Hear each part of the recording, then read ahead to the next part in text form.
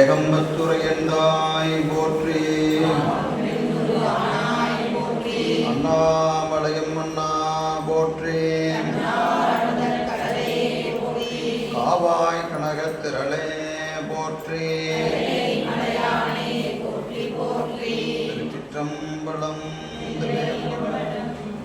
புளியர் phone வெப்பொழித்த புகழியர் phone கடல் போற்றி ஆடிமிசை கண்மிதப்பில் அணைந்த பிரானடி போற்றி வாழே திருநாவடூர் வன்தொண்டர் பதம் போற்றி கூலிமணி திருவாரூர திருத்தாள் போற்றி. சைவத்தின் மேல் சமயம் வேறு இல்லை, அது சிவமாம் தெய்வத்தின் மேல் தெய்வம் இல்லடும். நான் வரை செம்பொருள் வாய்மை வைத்த சிறு தேவாரமும் திருவாசகமும் வைத்தரச் செய்த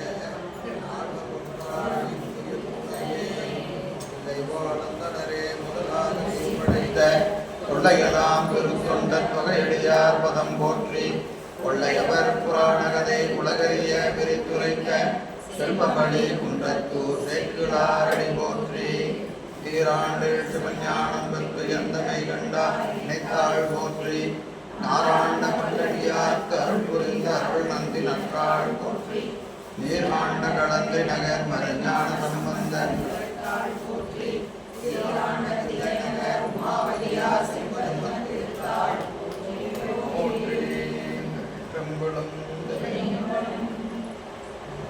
திருநாவுக்கரசு உளறு திருத்தொண்டின் நெறிவாழ பரிஞானத்தவ முனிவர் வாகீசர் வாய்மைதிகள் பெருநாமச்சீர் பரவடுகின்றேன் பேருலகில் பொருளாவுக்கு உரை செய்ய பொன்னாமி உணராதே.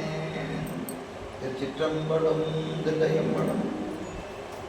எல்லாம் அல்ல ஈர்த்தென்னை ஆண்ட எந்தை பிரான் அருள் தரும் பன்னார் மொழியம்மையுடன் அமர் திருநாவுடை பெருமானது திருவடி தாமரைகளை மணமொழி மேகலாடை வணங்கி அடியேனை இந்த சென்னரிலே ஆற்றுப்படுத்திய ஞானாசிரிய பெருமக்களுடைய திருவடி தாமரைகளை மணமொழி மேகலாடை வணங்கி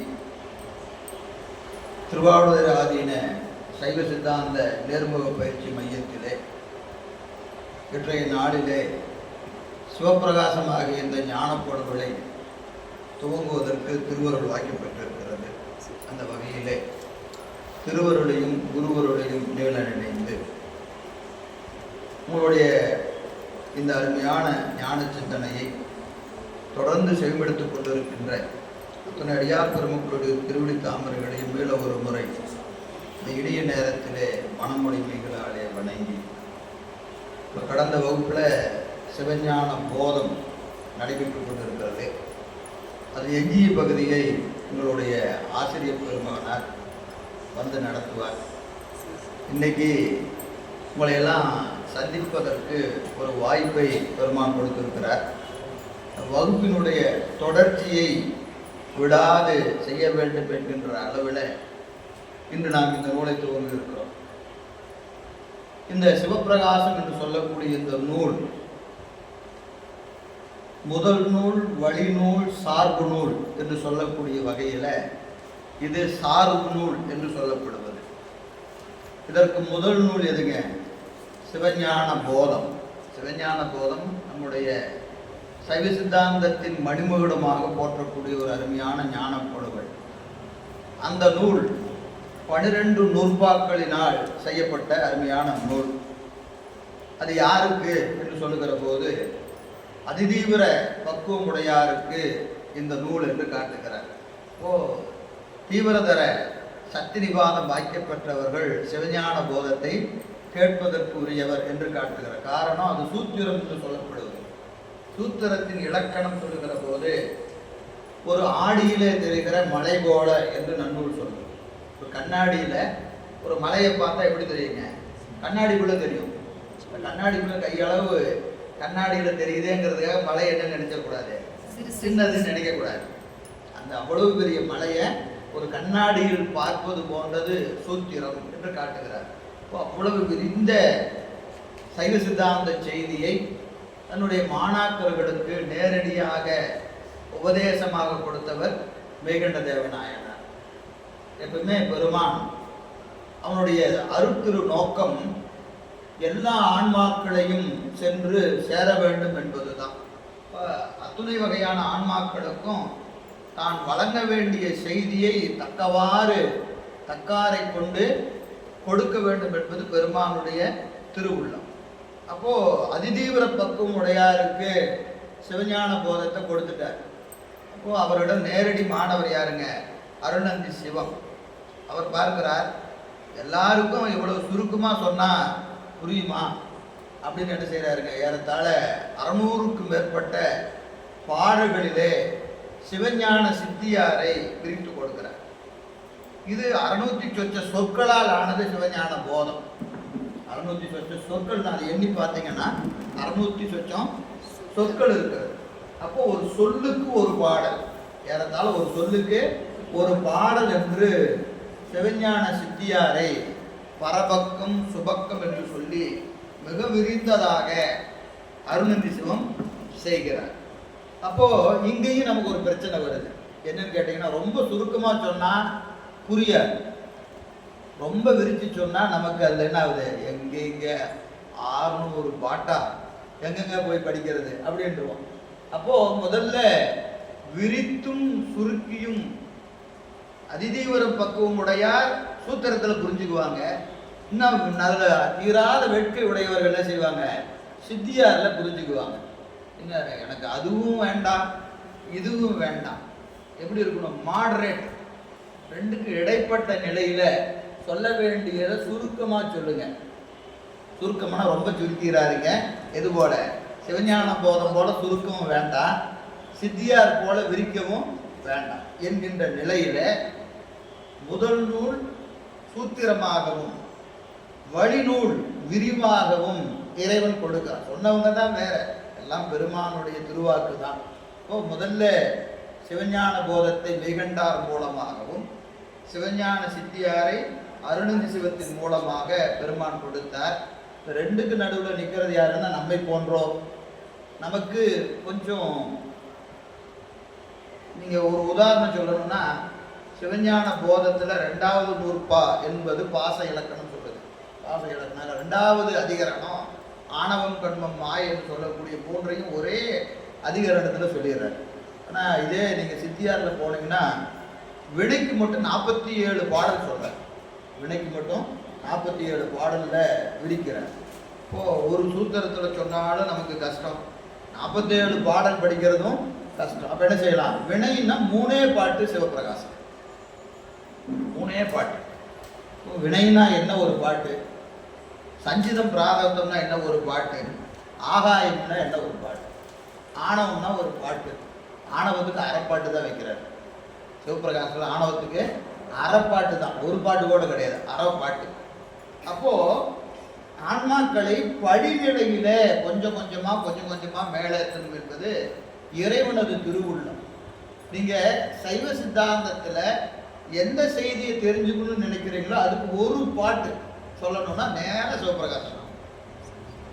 ஆன்மான என்னன்னா 19, ஆணவம்னா 20, சுத்தமாய 21, அசுத்தமாய 22, வரிசையா பாட்டு வருது. அதெல்லாம் பாடத்துல பார்த்துக்க. எதுக்குன்னா அந்த செய்தியை குறைக்காம கூட்டாம ஒரே பாட்டுல அழகா சொல்வது இந்த சிவபிரகாசம்.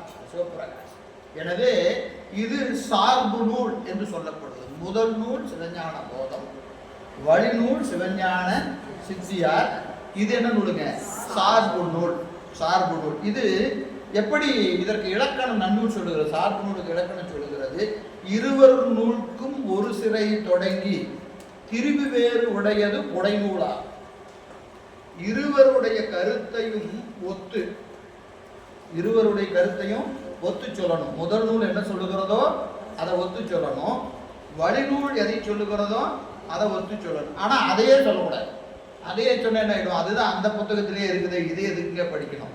அப்போ சொல்ல வேண்டிய கருத்தை எப்படி சொல்லணும், வேற வகையா சொல்லணும். அதே செய்தி சொல்லுகிற போது என்ன செய்யணும், வேற வகையா. ஒரு உதாரணம் சொன்னா கூட என்ன செய்வாங்க, ஒருத்தர் ஒரு உதாரணம் சொல்லுவாங்க, இன்னொருத்தர் வேற ஒரு உதாரணம் சொல்லுவாங்க. நம்ம எந்த உதாரணத்துக்கு அணுக்கமா இருக்கிறோமோ அந்த செய்தி நம்ம ஈஸியா சேர்ந்துடும். அப்படி இருவருக்கும் ஒரு புடை ஒத்து, ஒரு புடை என்ன இருக்கணும், வேறுபட்டு செய்வது சார்பு நூல் என்று சொல்லக்கூடிய இலக்கணம் என்று நன்னூல் சொல்லுகிறது. அந்த வகையில் இந்த சிவப்பிரகாசம் என்பது 100 பாடல்களினால் செய்யப்பட்ட அருமையான ஒரு நூல். சைவ சித்தாந்தத்தை படிக்கக்கூடியவர்கள் முதல்ல படிக்க வேண்டிய நூல் உண்மை விளக்கம், 2வது படிக்க வேண்டிய நூல் சிவப்பிரகாசம். ஆனால் நம்ம பாடத்திட்டம் அப்படி இல்லை, கொஞ்சம் மாற்றி வைத்திருக்கிறார்கள் காலம் கருதி. ஏன்னா நமக்கு சிவஞான போதத்தை ரொம்ப விரிவாக நடத்த வேண்டிய கட்டாயம் இருப்பதினால அதன் பிறகு சிவப்பிரகாசம் வச்சிருக்கிறாங்க. ஆனால் படிக்கிற முறை எப்படி? முதல்ல உண்மை விளக்கம், அடுத்தது சிவப்பிரகாசம், திருவருட்பயன், அதன் பிறகு சிவஞான போதம், அதன் பிறகு சிவஞான சித்தியார். சிவஞான சித்தியார் படிச்சுட்டு மீண்டும் சிவஞான போதம் படிக்கணும். மீண்டும் சிவஞான போதம் படிக்கணும். ஏன்னா முதல்ல படித்த சிவஞான போதம் வேற, சித்தியார் படிச்சுட்டு சிவஞான போதம் படித்தா அது வேற. ரெண்டுக்கும் நிறைய மலைக்கும் மடுவுக்கும் உள்ள வேறுபாடு உண்டு. அந்த வகையில் இந்த நூலமைப்பு இருக்கிறது. பாடத்திட்டம் நமக்கு கொடுக்கப்பட்ட வகையில் நமக்கு நடத்தப்படுகிறது. அந்த வகையில் உண்மை விளக்கம் முடிச்சுட்டு திருவருட்பயன் முடிச்சுட்டு சிவஞான போதம் இப்போ நடந்து கொண்டு இருக்கிறது. இன்று நாம் சிவப்பிரகாசத்தை துவங்குகிறோம். என்கிட்ட ஒரு சின்ன பிரச்சனை இருக்குது. என்னன்னு கேட்டிங்கன்னா, எந்த பாடத்தையும் முடிக்கிற வழக்கம் இல்லை. எந்த பாடத்தை தொடங்கினாலும் முடிக்க மாட்டோம். அது அப்படியே போகிறது நம்ம வழக்கம். அது பெருமான் நமக்கு அவ்வளோதான் கொடுத்துருக்கிறார். அதனால் இன்றைக்கி எவ்வளவு பாடல் போகிறதோ அவ்வளவு பாடல். பொதுவாக இன்றைக்கி 10 பாட்டு 20 பாட்டுன்னு வரையறை செய்து நடத்துகிற வழக்கம் நம்மகிட்ட இல்லை. அதனால் இன்றைக்கி உங்கள் பாடத்திட்டம் எத்தனை பாடல்னுலாம் எங்களுக்கு தெரியாது. எவ்வளவு பெருமான் இன்றைக்கி வாய்ப்பு கொடுக்குறாரோ அவ்வளோ சிந்திக்கலாம். அந்த வகையில் இந்த சிவப்பிரகாசம் என்கின்ற நூல் எம்பிரான் 34 செய்யப்பட்ட அருமையான நூல். 100 பாடல்களை கொண்டது. இதில் முதல்ல இருக்கக்கூடிய 12 பாடல்கள் பாயிரம் என்று சொல்லப்படும். ஒரு நூலுக்கு என்ன இருக்கணுங்க? பாயிரம் இருக்கும். பாயிரம் என்பது 1000 முகத்தால் அகன்றதாயினும் பாயிரம் அல்லது படுவல் என்றே என்று இலக்கணம் சொல்லும். எவ்வளவு பெரிய நூலாக இருந்தாலும் என்ன இருக்கணும்? பாயிரம் இருக்கணும். பாயிரம் என்பது நூல் முகம். நூலுக்குள்ள என்ன இருக்கிறது அப்படின்னு தெரிஞ்சுக்கணும்னா என்ன செய்யணும்? முதல்ல பாயிரத்தை படிக்கணும். பாயிரத்தை படிச்சுட்டா நமக்கு ஆகுமா ஆவாதா, கண்ணியம் பண்ணுமா வேண்டாமா அப்படிங்கிறத எங்கே முடிவு பண்ணிடணும்? பாயிரத்திலே முடிவு பண்ணிடலாம். ஏன்னா நூல் பயன் சொல்லப்பட்டிருக்கும். சொன்னவர் யாரு, கேட்கிறவர் யாரு, இதனுடைய கருத்து என்ன, இது எல்லாமே இதில் வந்துடும், பாயிரத்தில் வந்துடும். அந்த வகையில் முதல் 12 பாடல்கள் பாயிரம் என்ற அமைப்பிலே அமையப்பட்டிருக்கிறது. 13வது பாடல் இருந்து 50வது பாடல் வரைக்கும் இது பொது அதிகாரம் என்று சொல்லப்படுகிறது. இதுதான் முதல்ல இந்த சைவ சித்தாந்த நூல்களை பொது சிறப்பு என்று பிரிக்கிற நூல் சிவப்பிரகாசம் தான். சிவப்பிரகாசம் தான் இந்த அமைப்பு இருக்கிறது. இதன் பிறகுதான் நம்ம சிவஞான போதத்திலையும் சிவஞான சித்தியாரையும் பிரித்து பார்க்கிறோம். இது பொது அதிகாரம். முதல் 6 சூத்திரம் பொது அதிகாரம், பின்னாடி வரக்கூடிய 6 சூத்திரம் சிறப்பு அதிகாரம் என்று சிவஞான போதத்தையும் சிவஞான சித்தியாரையும் பிரிப்பதற்கு மூலமாக இருப்பது இந்த நூல் தான். இவரை நூலாசிரியரே செய்கிறார். என்னென்ன? இது பொது அதிகாரம், இது சிறப்பு அதிகாரம். அங்கே சிவஞான போதத்திலேயோ சித்தியாரிலேயோ ஆசிரியர்கள் அது பொது சிறப்பு என்று சொல்வதே இல்லை. உரையாசிரியர்கள் தான் எழுதுறாங்க. 6 நூற்பா பொது, 6 நூற்பா சிறப்பு என்று மாதவ சிவஞான முனிவர் வந்து தான் சொல்றார். அப்போ 13லிருந்து 50 வரைக்கும் பொது, 51லிருந்து 100 வரைக்கும் சிறப்பு என்று சொல்லக்கூடிய வகையில் அமையப்பெற்றது. நேராக நூலுக்குள்ளே போயிடலாம். மற்றபடி அது ஒன்றும் விரிவாக சிந்திக்க வேண்டியதில்லை. முதல் பாடல் காப்புச்செய்யுள் மூத்த பிள்ளையாராகி விநாயகப் பெருமானை வணங்கி துதிக்கிறார்.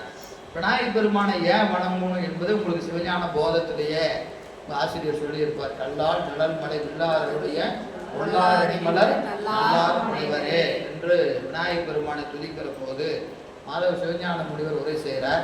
சாக்கரத்தை அதீதத்தை புரிந்தவர்களுக்கு இடையூறு வாராது. நூல் செஞ்சவங்கன்னா யாரு? சாக்கர அதீதம். சாக்கர அதீதம்னு என்னதுங்க? சாக்கர அதீதம்னு என்ன? சுத்த நிலையில, சுத்த நிலை. நமக்கு கேவலம் சகல சுத்தம் என்று 3 நிலை உண்டு. இல்லை, சுத்தம் என்பது ஆணவ மனம் நீங்கி பெருமானும் திருவடியில ஆன்மா புரிந்து நிற்கிற நிலைக்கு என்ன பேரு? சுத்த நிலைன்னு பேர். அதை சாக்கரம் என்று வடமொழியில் சொல்லுவாங்க. தமிழ்ல சொன்னா சுத்தம், வடமொழியில் சொல்லுகிற போது சாக்கிரம். அதுல படிமுறையில் 5 அவத்தை உண்டு. கேவலம், நனவு, கனவு, உறக்கம், பேருறக்கம், உயிர்ப்படங்கள். சாக்கரம், சொப்பனம், சுளுத்தி, துரியம், துரியாதீதம். இந்த துரியாதீத அவத்தைக்குத்தான் சாக்கர அதீதம் என்று பெயர். அதாவது இவருடைய அறிவு, இந்த நூல் செய்த ஆசிரியர் யார்? மேகண்டார், அருணந்தி சிவம், உமாபதி சிவம் போன்றவர்கள் அறிவலெல்லாம் பெருமான் திருவடியில் எப்பவுமே புரிஞ்சு நிற்கும். எப்பவுமே அங்கே திருவடியில் தான் இது பெருமான் திருவடியில் தான் இங்கே அறிவு நிற்கும். அதனால் இவர்களுக்கு இடையூறு வருமானு கேட்டால் வரவே வராது. நமக்கெல்லாம் வருமானு கேட்டால் கண்டிப்பாக வரும். காரணம் நமக்கு என்ன கிடையாது, சுத்த அவஸ்த அனுபவங்கள் நமக்கு விட்டு விட்டு வரும். நமக்கு சுத்தமாக இல்லைன்னு சொல்ல முடியாது. நமக்கு சுத்த அவஸ்த அனுபவம் உண்டான்னு கேட்டால் உண்டு. எப்போ? பூசையில், நாம் செய்கிற பூசையில் நம்மை அறியாது நம் அறிவு ஒரு கணம் போய் என்ன செய்யும், திருவடியில் பொருந்தும். எப்போ பொருந்தும் நமக்கு தெரியாது.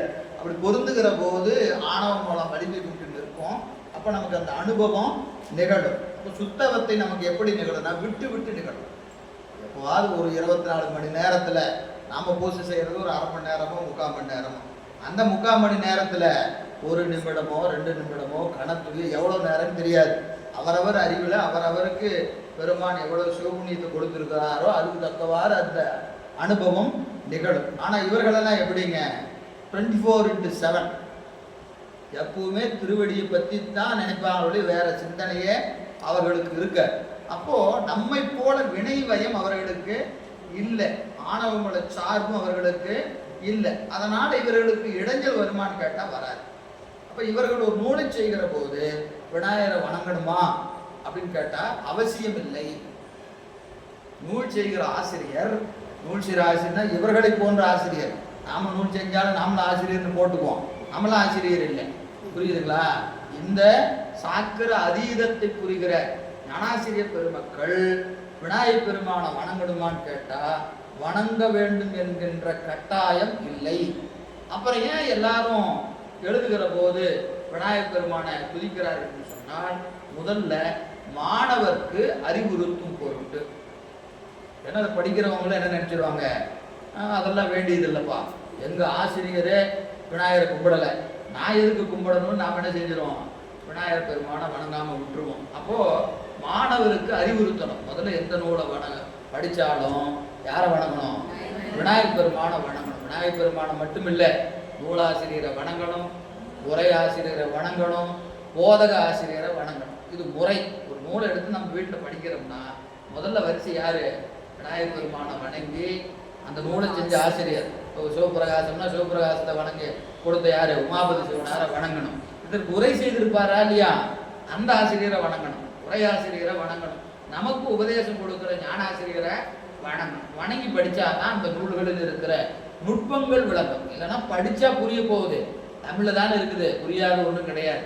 ஆனால் அது இருக்கக்கூடிய நுட்பங்கள் நம் அறிவை தொடர். அப்போ இந்த வகையில் ஆசிரியராகிய உமாபதி சிவனார் மாணவருக்கு அறிவுறுத்தும் பொருட்டு இதை செய்கிறார். அது மட்டுமல்ல, இந்த நூலை படிக்கிற மாணவர்களுக்கு என்ன வரக்கூடாது, இடையூறு வரக்கூடாது. நம்ம நினச்சி பாருங்க, காலையில் 10லேருந்து 4 வரைக்கும் உட்காந்து படிக்கணும்னு தான் வரோம். வர்றதுக்குள்ளே நமக்கு எவ்வளோ இடையூறு வருது, வர்றதுக்கே எவ்வளவோ இடையூறு வருது. காலையில் கிளம்பணும்னு சொன்னால் கிளம்புற நேரத்தில் எத்தனையோ இடையூறை கடந்து தான் நம்ம இங்கே அமர்ந்திருக்கிறோம். அப்போ எடுத்த காரியம் இனிது முடிக்கணும்னா யார், மாணவர்களுக்கு விநாயகர் பெருமானை வணங்கணும். அப்புறம் மரபு காத்தல் பொருட்டு ஒரு மரபு இருக்கிறது. எதை செஞ்சாலும் மூத்த பிள்ளையாராகிய விநாயகர் பெருமானை வணங்கணும். அந்த மரபை பேண வேண்டியது ஆசிரியருடைய கடமை. அப்போ 3 காரணத்திற்காக நூலாசிரியர்கள், ஞானாசிரியர்கள் மூத்த பிள்ளையாராகிய விநாயகர் பெருமானை வணங்குகிறார்கள் என்று மாதவ சிவஞான முனிவர் சிவஞான பாடியத்தில் எழுதுறார். அது எல்லா காப்பு செயலுக்கும் பொருந்தும். சரிங்களா? அந்த வகையில் மாணவருக்கு அறிவுறுத்தும் பொருட்டு, மரபு காத்த பொருட்டு, மாணவர் படிக்கிற மாணவர்களுக்கு இடையூறு நிற்கும் பொருட்டு, எடுத்த காரியம் இனிது நிறைவுறும் பொருட்டு மூத்த பிள்ளையாராகி விநாயகர் பெருமானுடைய காப்பு செயலை செய்கின்றார். அதையே இங்கேயும் பொருந்தும். சரி, பாடல் பாருங்க. ஒளியான திருமேனி உமிழ்காணம் மிகமேவு களியார வருமானை கடல் நாடும் மறவாமல் அழியாடும் மலர்தூவும் அடியார்கள் உளமான வெளியாகும் வலிதாய வினை கூட இணையாவே. ஒளியான திருமேனி உமிழ்தானம் மிகமேவு களியார வரும் ஆணை. யானை என்பது கருத்து. யானைக்கு என்ன அடை போறாரு பாருங்க. ஒளியான திருமேனி, இது ஒரு அடை. ஒளியான திருமேனி உமிழ்தானம் மிகமேவும் வரும். உமிழ்தானம் மிக மேவும் வரும் களியார வருமானை கடலானை. களியார வரும் ஆணை கடல். ஆணையினுடைய கடல். கடல் என்னது? திருவடி. கடல் தான் திருவடி.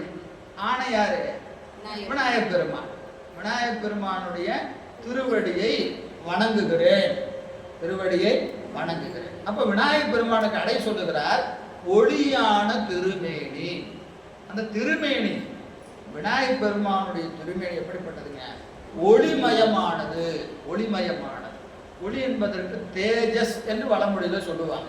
தேசு என்பது தமிழ், வடமொழியில் சொல்லுகிற போது தேஜஸ் அப்படின்னு சொல்லுவாங்க. அழகான சொல் ஒளி. ஒளி என்பது அழகான சொல்.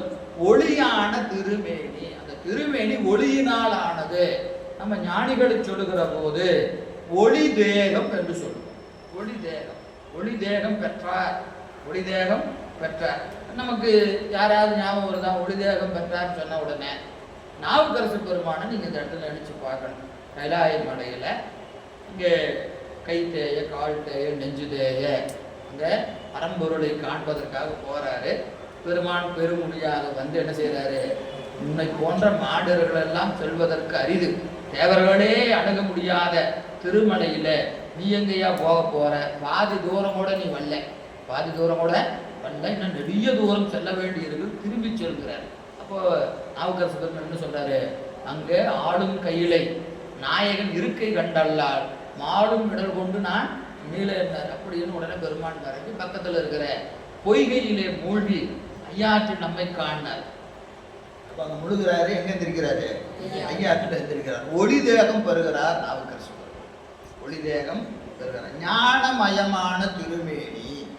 ஞான ஒளி என்பதற்கு அறிவுன்னு பேரு. இங்க என்னதுங்க? ஞானமயமான திருமேனி. அந்த அறிவு திருமேனி. அறிவு திருமேனி.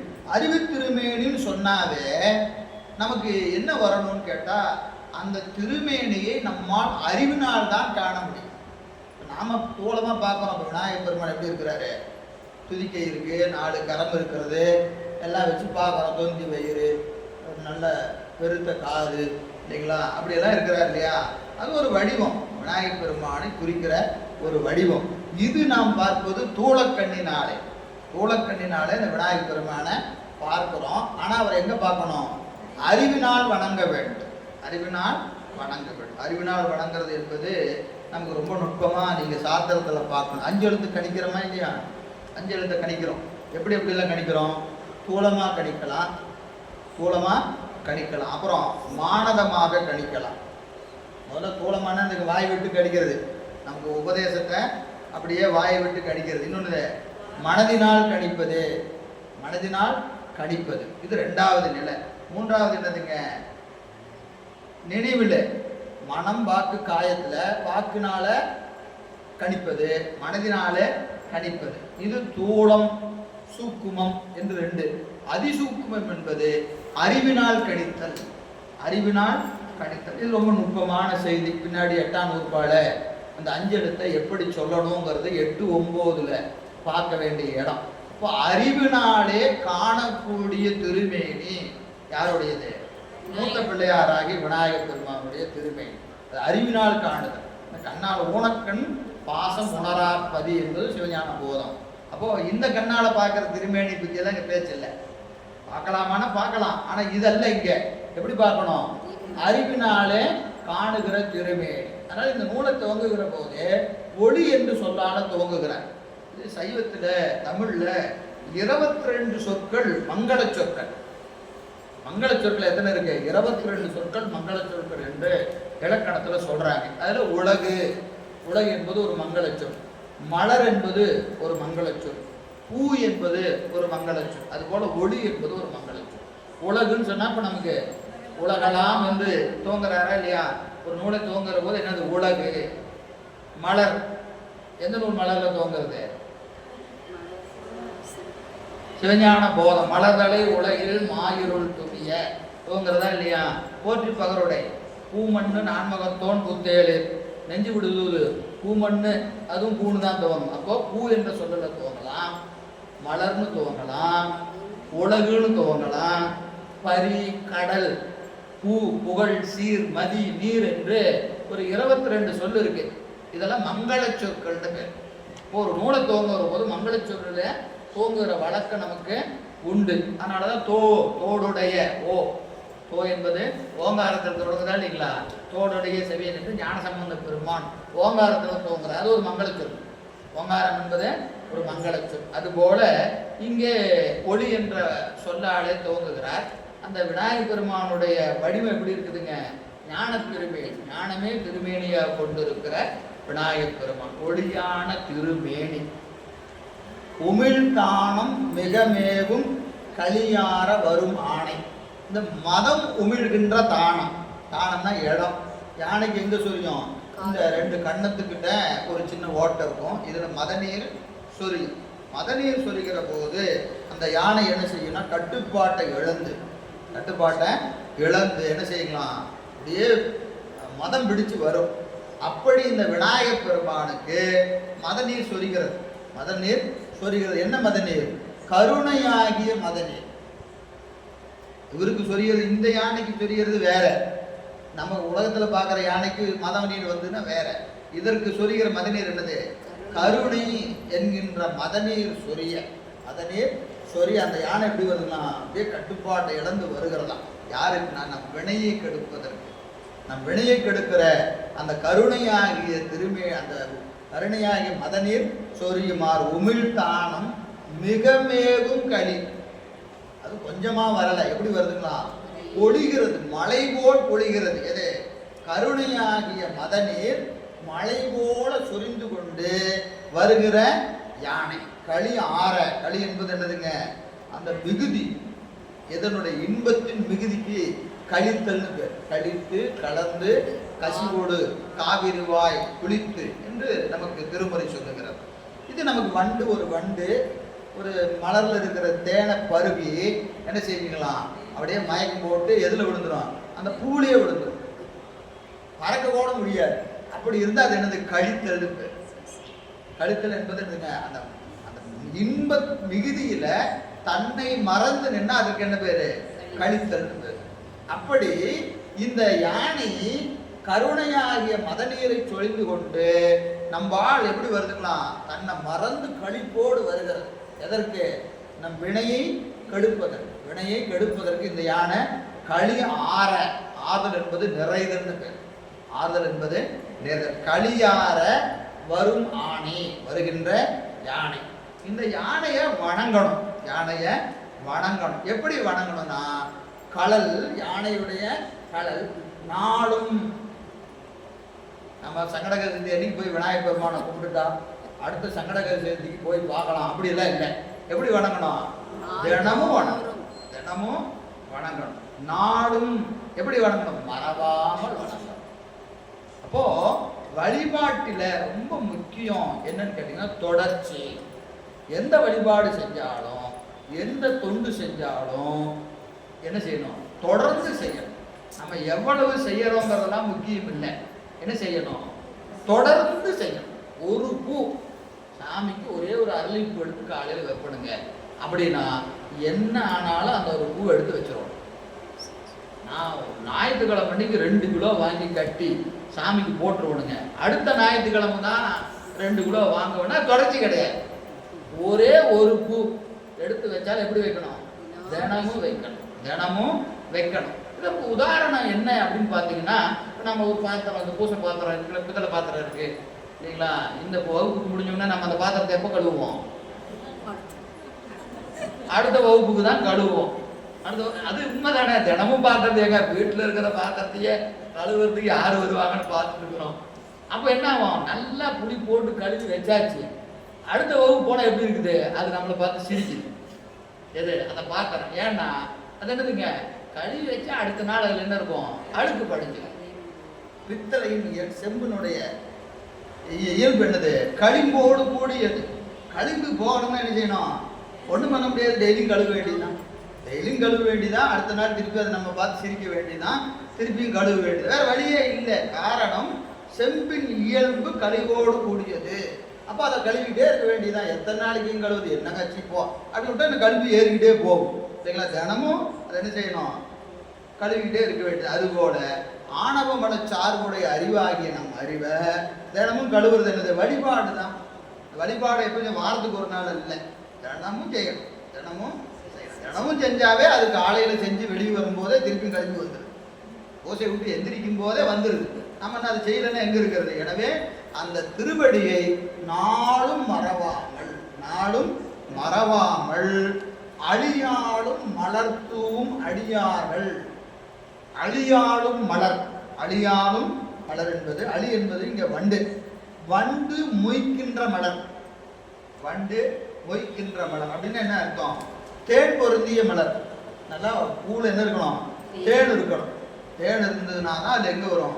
வண்டு வரும். அப்ப தினந்தோறும் மலரை என்ன செய்யணும்? பறிச்சு பெருமானுக்கு போடணும். நம்ம கையால பறிக்கணும், நம்ம கையால போடணும். இதெல்லாம் வாய்ப்பு இருக்கான்னு கேட்டீங்கன்னா இருக்கா இல்லையாங்கிறதெல்லாம் வேற. அப்படிதான் பண்ணணும். அப்ப நம்ம பறிக்கணும்னா என்ன செய்யணும்? அந்த மலரை, அந்த செடியை நம்ம வீட்டில் வைக்கணும். நம்ம வச்சு அந்த செடிக்கு தண்ணி ஊற்றி அதை திருத்தொண்டாக செய்யணும். நந்தவனம் செய்தல், நந்தவனத்தை பாதுகாத்தல் என்பது சரியை தொண்டு, மிக சிறந்த தொண்டு. நம்மளே ஒரு செடி வச்சு அதுக்கு நீர் விட்டு மலரை பறித்து நம்ம கையால் பெருமான் திருவடிக்கு போடணும்.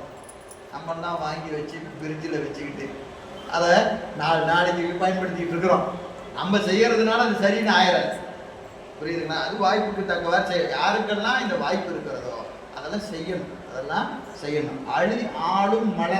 அழியாலும் மலர் வண்டுகள் மொய்க்கின்ற தேன் பொருந்திய மலர்களை என்ன செய்யணும்? மலர் தூவும் அடியார்கள். மலரை எங்க தூக்கணும்? திருவடியில், விநாயகப் பெருமானுடைய திருவடியில அந்த மலர்களை தூவி வழிபாடு செய்யக்கூடிய அடியார். அடியார் என்று ஏன் சொல்றாருன்னா, அடியார் என்ற சொல்லுக்கே அடிமைத்திறத்தில் நிற்பவர்னு பேர். அடியார்னு சொன்னாவே என்னதுங்க? அடிமைத்திறத்தில் நின்னாதான் அடியார். நாமெல்லாம் திருநீர் பூசிட்டு அடியார் நினைச்சுக்கிறோம். அடியார் ஆணா இருக்கிறார். யாரு? பெரிய புராணத்துல யாரோட வரலாற்றுல?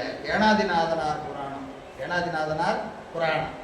நீர் பூசினார், அடியார் ஆனார். அப்போ இவர் எப்படி பார்க்குறாரு? திருநீர் பூசினாரு அவர் அடியாரியா அப்படின்னு. யாரு? ஏனாதிநாதனார். அது அவருடைய உயர்ந்த இடம். ஆனால் நீர் பூசினாலும் அவன் எப்படி இருக்கிறான்?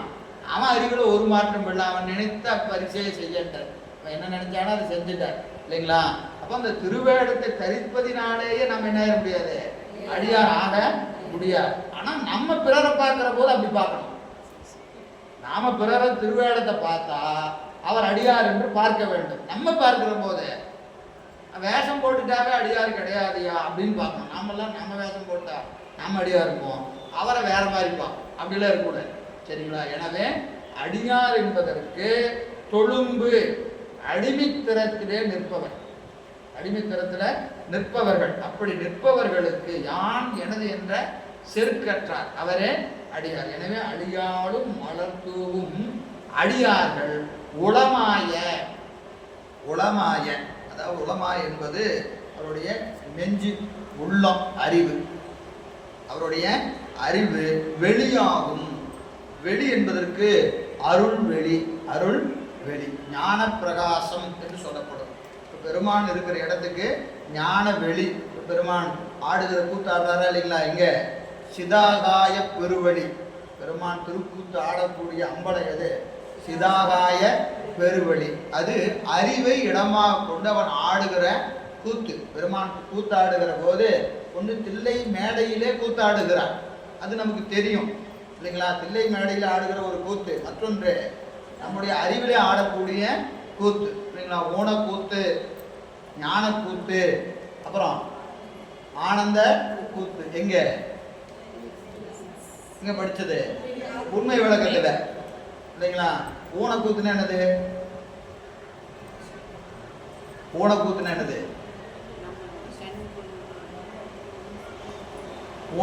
என்ன? உண்மை விளக்கம். ஊனத்தை நீக்குகிற கூத்து. ஊனம் எது? நம்ம அறிவுக்கு எதெல்லாம் தடையா இருக்கிறதோ அதை நீக்குவதனாலே அதற்கு ஊனக்கூத்துன்னு பேரு. ஞான கூத்துனா ஞானத்தை நீக்குகிற கூத்தா? ஞானத்தை கொடுக்கிற கூத்து. இது ஊனத்தை நீக்குவதனாலே ஊனக்கூத்து, ஞானத்தை கொடுப்பதினால ஞானக்கூத்து, ஆனந்த கூத்து, ஆனந்தத்தை கொடுப்பதினால ஆனந்த கூத்து. மூணு வகையான கூத்து இருக்கா இல்லையா? நகாரத்தை முன்னிறுத்தி சொல்வது, சிகாரத்தை முன்னிறுத்தி சொல்வது, நகர மகரங்களை நீக்கி சிகாரத்தை முன்னிறுத்தி சொல்வது என்று 3 வகையான 5 எழுத்து, 3க்கும் 3 கூத்து. உண்மை விளக்கத்தில் படிச்சது தான். அப்போ இந்த 3வது கூத்து இருக்கா இல்லைங்களா, அது யாருக்குரியது? ஆனந்த கூத்து, ஞானிகளுக்குரியது. ஞானிகளுக்குரியதுன்னா பெருமான் அங்க அவங்க அறிவுல என்ன செய்யறாரு? ஆடுறாரு. நம்ம அறிவுல ஆடுறாரா இல்லையா? நம்ம அறிவுல ஆடுறாரா இல்லையா? ஆடுறாரு. ஊன கூத்து ஆடுறாரு. நம்ம அறிவுல ஆடுற கூத்து உண்டான்னு கேட்டா கண்டிப்பா உண்டு. நம்ம அறிவுலையும் பெருமான் ஆடுகிறான். அவன் ஆடலைன்னா ஒண்ணு இங்க ஆடாது. அவன் ஆடுற ஆட்டத்துக்கு எல்லாம் அவன் தான் காரணம். என்ன ஆட்டம் ஆடினாலும் அதுக்கு அவன் தான் காரணம். நம்ம அறிவிலே அவன் ஆடிக்கொண்டிருக்கிறான். அதன் நோக்கம் என்னதுன்னா ஊனத்தை நீக்கும் பொருட்டு ஆடிக்கொண்டிருக்கிறான். இன்னும் கொஞ்சம் பக்குவப்பட்டா ஞானத்தை கொடுக்கும் பொருட்டு ஆடுகிறான். ஞானிகளுக்கு ஆனந்தத்தை கொடுக்கிறான். கூத்துல அந்த நகர மகரங்கள் நீங்கி ஞானத்தை கொடுத்து கொண்டிருக்கிறான். எனவே அந்த அறிவு ஞானமயமாகிய சிதாகாய பெருவழி, சிதாகாய பெருவழி அவன் ஆடுகிற இடம். அதனாலதான் உளமாய, உளமாய என்பது என்னங்க? அறிவு. உளம் என்பது இங்க அறிவு, உள்ளம் கிடையாது. அறிவு. யாருடைய அறிவுல? யாரெல்லாம் அடிமைத்தனத்தோடு தினந்தோறும் விநாயகப் பெருமான நினைந்து மறக்காம தேன் பொருந்திய மலர்களை கொண்டு விநாயகப் பெருமான வணங்குகிறார்களோ அவர்கள் அறிவில. அறிவிலன்னு சொன்ன உடனே இதெல்லாம் அதுக்குதான் இத்தனை அடை போடுறாரு. உளமாய என்பதற்கு முன்னாடி அடை போற எதுக்கு? யாருன்னு குறிக்கிறார். ஒளியான திருமேனி குமிழ்தான மிகமேவு கடியார வருமானை கடல் நாளும் மறவாமல் அடியாளும் மலர் தூவும் அடியார்கள் உளமாய. அடியார்கள் உளமாய. யார் அடியார்னா மேல இருந்து இதை பூரா கொண்டு கூட்டினீங்கன்னா தான் பொருள். உளமாய வெளியாகும் அவர்கள் அறிவிலே இறைவன் ஆடுவான். யாரு? விநாயகப் பெருமான யாரெல்லாம் வணங்குறார்களோ அவர்கள் அறிவில யார் வருவார்? பெருமான் வருவான். விநாயகப் பெருமான் வரணும் இல்ல, யார் வருவார்? தனதடி வழிபடும் அவரிடர் கடிகட பதிவர அருளினர். தனது அடியை வணங்கக்கூடியவர்களுக்கு இடர் வாராமல் இருக்கும் பொருட்டு கணபதி வர அருளினர். கணபதியோட பர்பஸ் என்னது? யாரெல்லாம் பெருமானை நினைக்கிறாங்களோ அவர்களுக்கு எந்த துன்பம் வாராம பார்க்கணும்னு சொல்லி அவர் கொண்டு வந்து வைக்கிறார். தனதடி வழிபடும் அவர் இடர் களைய, இடர் களைய கணபதி வர அருளினன். யாரு? வளமுறை இறை. திரு வழிவளம் என்று சொல்லக்கூடிய தளத்தில் இருக்கிற பெருமான் கணபதியை எப்பா கொஞ்சம் போய் அது என்னன்னு பாரு. ஏன் பூசியில் உட்காந்து அவனுக்கு ஏகப்பட்ட டிஸ்டர்பன்ஸா இருக்கு. அவனுக்கு ஏகப்பட்ட டிஸ்டர்பன்ஸா இருக்கு. போய் என்ன செய்ய? போய் என்னன்னு பாரியா அப்படின்னு சொல்லி அவர் அனுப்புறாரு. நாம என்ன செய்யறோம்? அவர் திரும்பி கூட பார்க்க மாட்டேன். யார? கணபதி பார்க்கணுமா இல்லையா? சாமி பூசை முடிக்கிற வரைக்குமாவது என்னுடைய அறிவு புறத்துல போகாம கொஞ்சம் காப்பாத்துங்க அப்படின்னு அவருக்கு ஒரு பூ வச்சிடணும். அதுதான் கணபதி வணக்கம் வச்சிருக்கா இல்லையா? மூத்த பிள்ளையார் துதி பூசையில் வைக்கிறோமா இல்லையா? அதுக்கு தான் அந்த பூ வைக்கும்போது அவரை நினைச்சு சாமி எங்கேயும் புறம் போகாம என் அறிவை காப்பாத்துங்க அப்படின்னு வச்சா நமக்கு யாரா இருப்பார்? ஒரு காப்பாக. வினைகள் வாராது காக்கும் பொருட்டு எடுத்த செயல் இனிது முடியும் பொருட்டு. இப்ப நமக்கு பூசையில எது எடுத்த செயல்? அது பூசை தான். அந்த செயல் முடிக்கிற வரைக்கும் யார் காப்பாற்றணும்? விநாயகப் பெருமான் தான் காப்பாற்றணும். நாம் அவரை போல கண்டுக்கிறதே இல்லை. நாங்கள் ஸ்ட்ரைட்டா பெருமாட்ட தான் போவோம். அப்படின்னு போலாம் தான், தப்பு இல்லை. யாரா இருக்கணும்? சாஸ்திரத்திலே அதீதத்தை புரிந்தவரா இருந்தா நமக்கு தேவையில்லை. நம்மளாம் எங்க போய் சாக்கரம்னா என்ன சார், கிலோ எண்ணெய் விலைக்கு விற்கிது அப்படின்னு கேட்குற இடத்துல நாம் இருக்கிற போது என்ன செய்யணும்? வழிபாடு எல்லாம் முறையாக செய்யணும். எனவே அவர்களுக்கு உளமாய வெளியாகும். உளமாய வெளியாகும். அந்த உள்ளமே என்னவா இருக்கும்? இறைவன் ஆடுகிற அந்த திருமேனி, அந்த அவன் இருக்கக்கூடிய இடமாக வெளியாக இருக்கும். அவர்கள் என்ன வராது, வலிதாய வினை கூட நினையாமே. வலிமையான வினை, அந்தந்த ஆன்மாக்கள் செஞ்ச வினை எப்படி இருக்குது, கொஞ்ச நஞ்சமா ஏகப்பட்ட வினையை செஞ்சு வச்சிருக்கோம். ஏகப்பட்ட வினையை செஞ்சு, வலிமையான வினை, அந்த வினை கூடுவதற்கு நினையாது. அவன்கிட்ட போகணும்னு கூட நினைக்காதான். யாருக்கு, நம்ம செஞ்ச வினை நம்மை சேருவதற்கு எது நினைக்காதான், வினை வருவதற்கு அஞ்சும். வினை வருவதற்கு அஞ்சும். காரணம், இறைவன் திருவடியை வணங்கக்கூடிய அன்பர் பெருமக்கள் யாரை வணங்குறாரு, விநாயகப் பெருமானை வணங்கி எடுத்த காரியம் இனிது நடைபெறும் பொருட்டு அதை செய்ய வேண்டும் என்று இந்த காப்பு செயலில் அருள் செய்கிறார். இதுல அடுத்த 2வது பாட்டுக்கு போயிடலாம். மங்கள வாழ்த்து. இதுல இருந்தா பாடல் எண்ணிக்கை, காப்பு செயல் பாடல் எண்ணிக்கையில வராது. 101 பாட்டு இருக்கும். இதுல 1வது பாட்டு இப்போ பாடின பாட்டு இருக்கு இல்லையா, அது வந்து எண்ணிக்கையில வராது. காப்பை என்ன செய்யக்கூடாது, கணக்குல வச்சுக்கூடாது. இது இல்லாம 100 பாட்டு, இது இல்லாம 100 பாடல். இந்த 100 பாடல்ல 1ல இருந்து 6 வரைக்கும் மங்கள வாழ்த்து. பாயிரம்னு சொன்னா எத்தனை பாட்டு, 12 பாட்டு பாயிரம். 12 பாட்டு பாயிரம். அதுல 1ல இருந்து 6 வரைக்கும் மங்கள வாழ்த்து. மங்கள வாழ்த்து என்பது ஒரு நூலை துவங்குற போது வரிசையா கடவுள் வணக்கம். யாரார வணங்கணும். இப்போ நம்ம சொன்ன இல்லைங்களா, ஒரு பாடத்தை படிக்க ஆரம்பிச்சா யாரார வணங்கணும், முதல்ல விநாயகப் பெருமானை வணங்கணும், நூலாசிரியரை வணங்கணும், உரையாசிரியரை வணங்கணும், போதக ஆசிரியரை வணங்கணும்னு சொன்னோமா இல்லையா. இது நம்ம படிக்கிற முறைமை.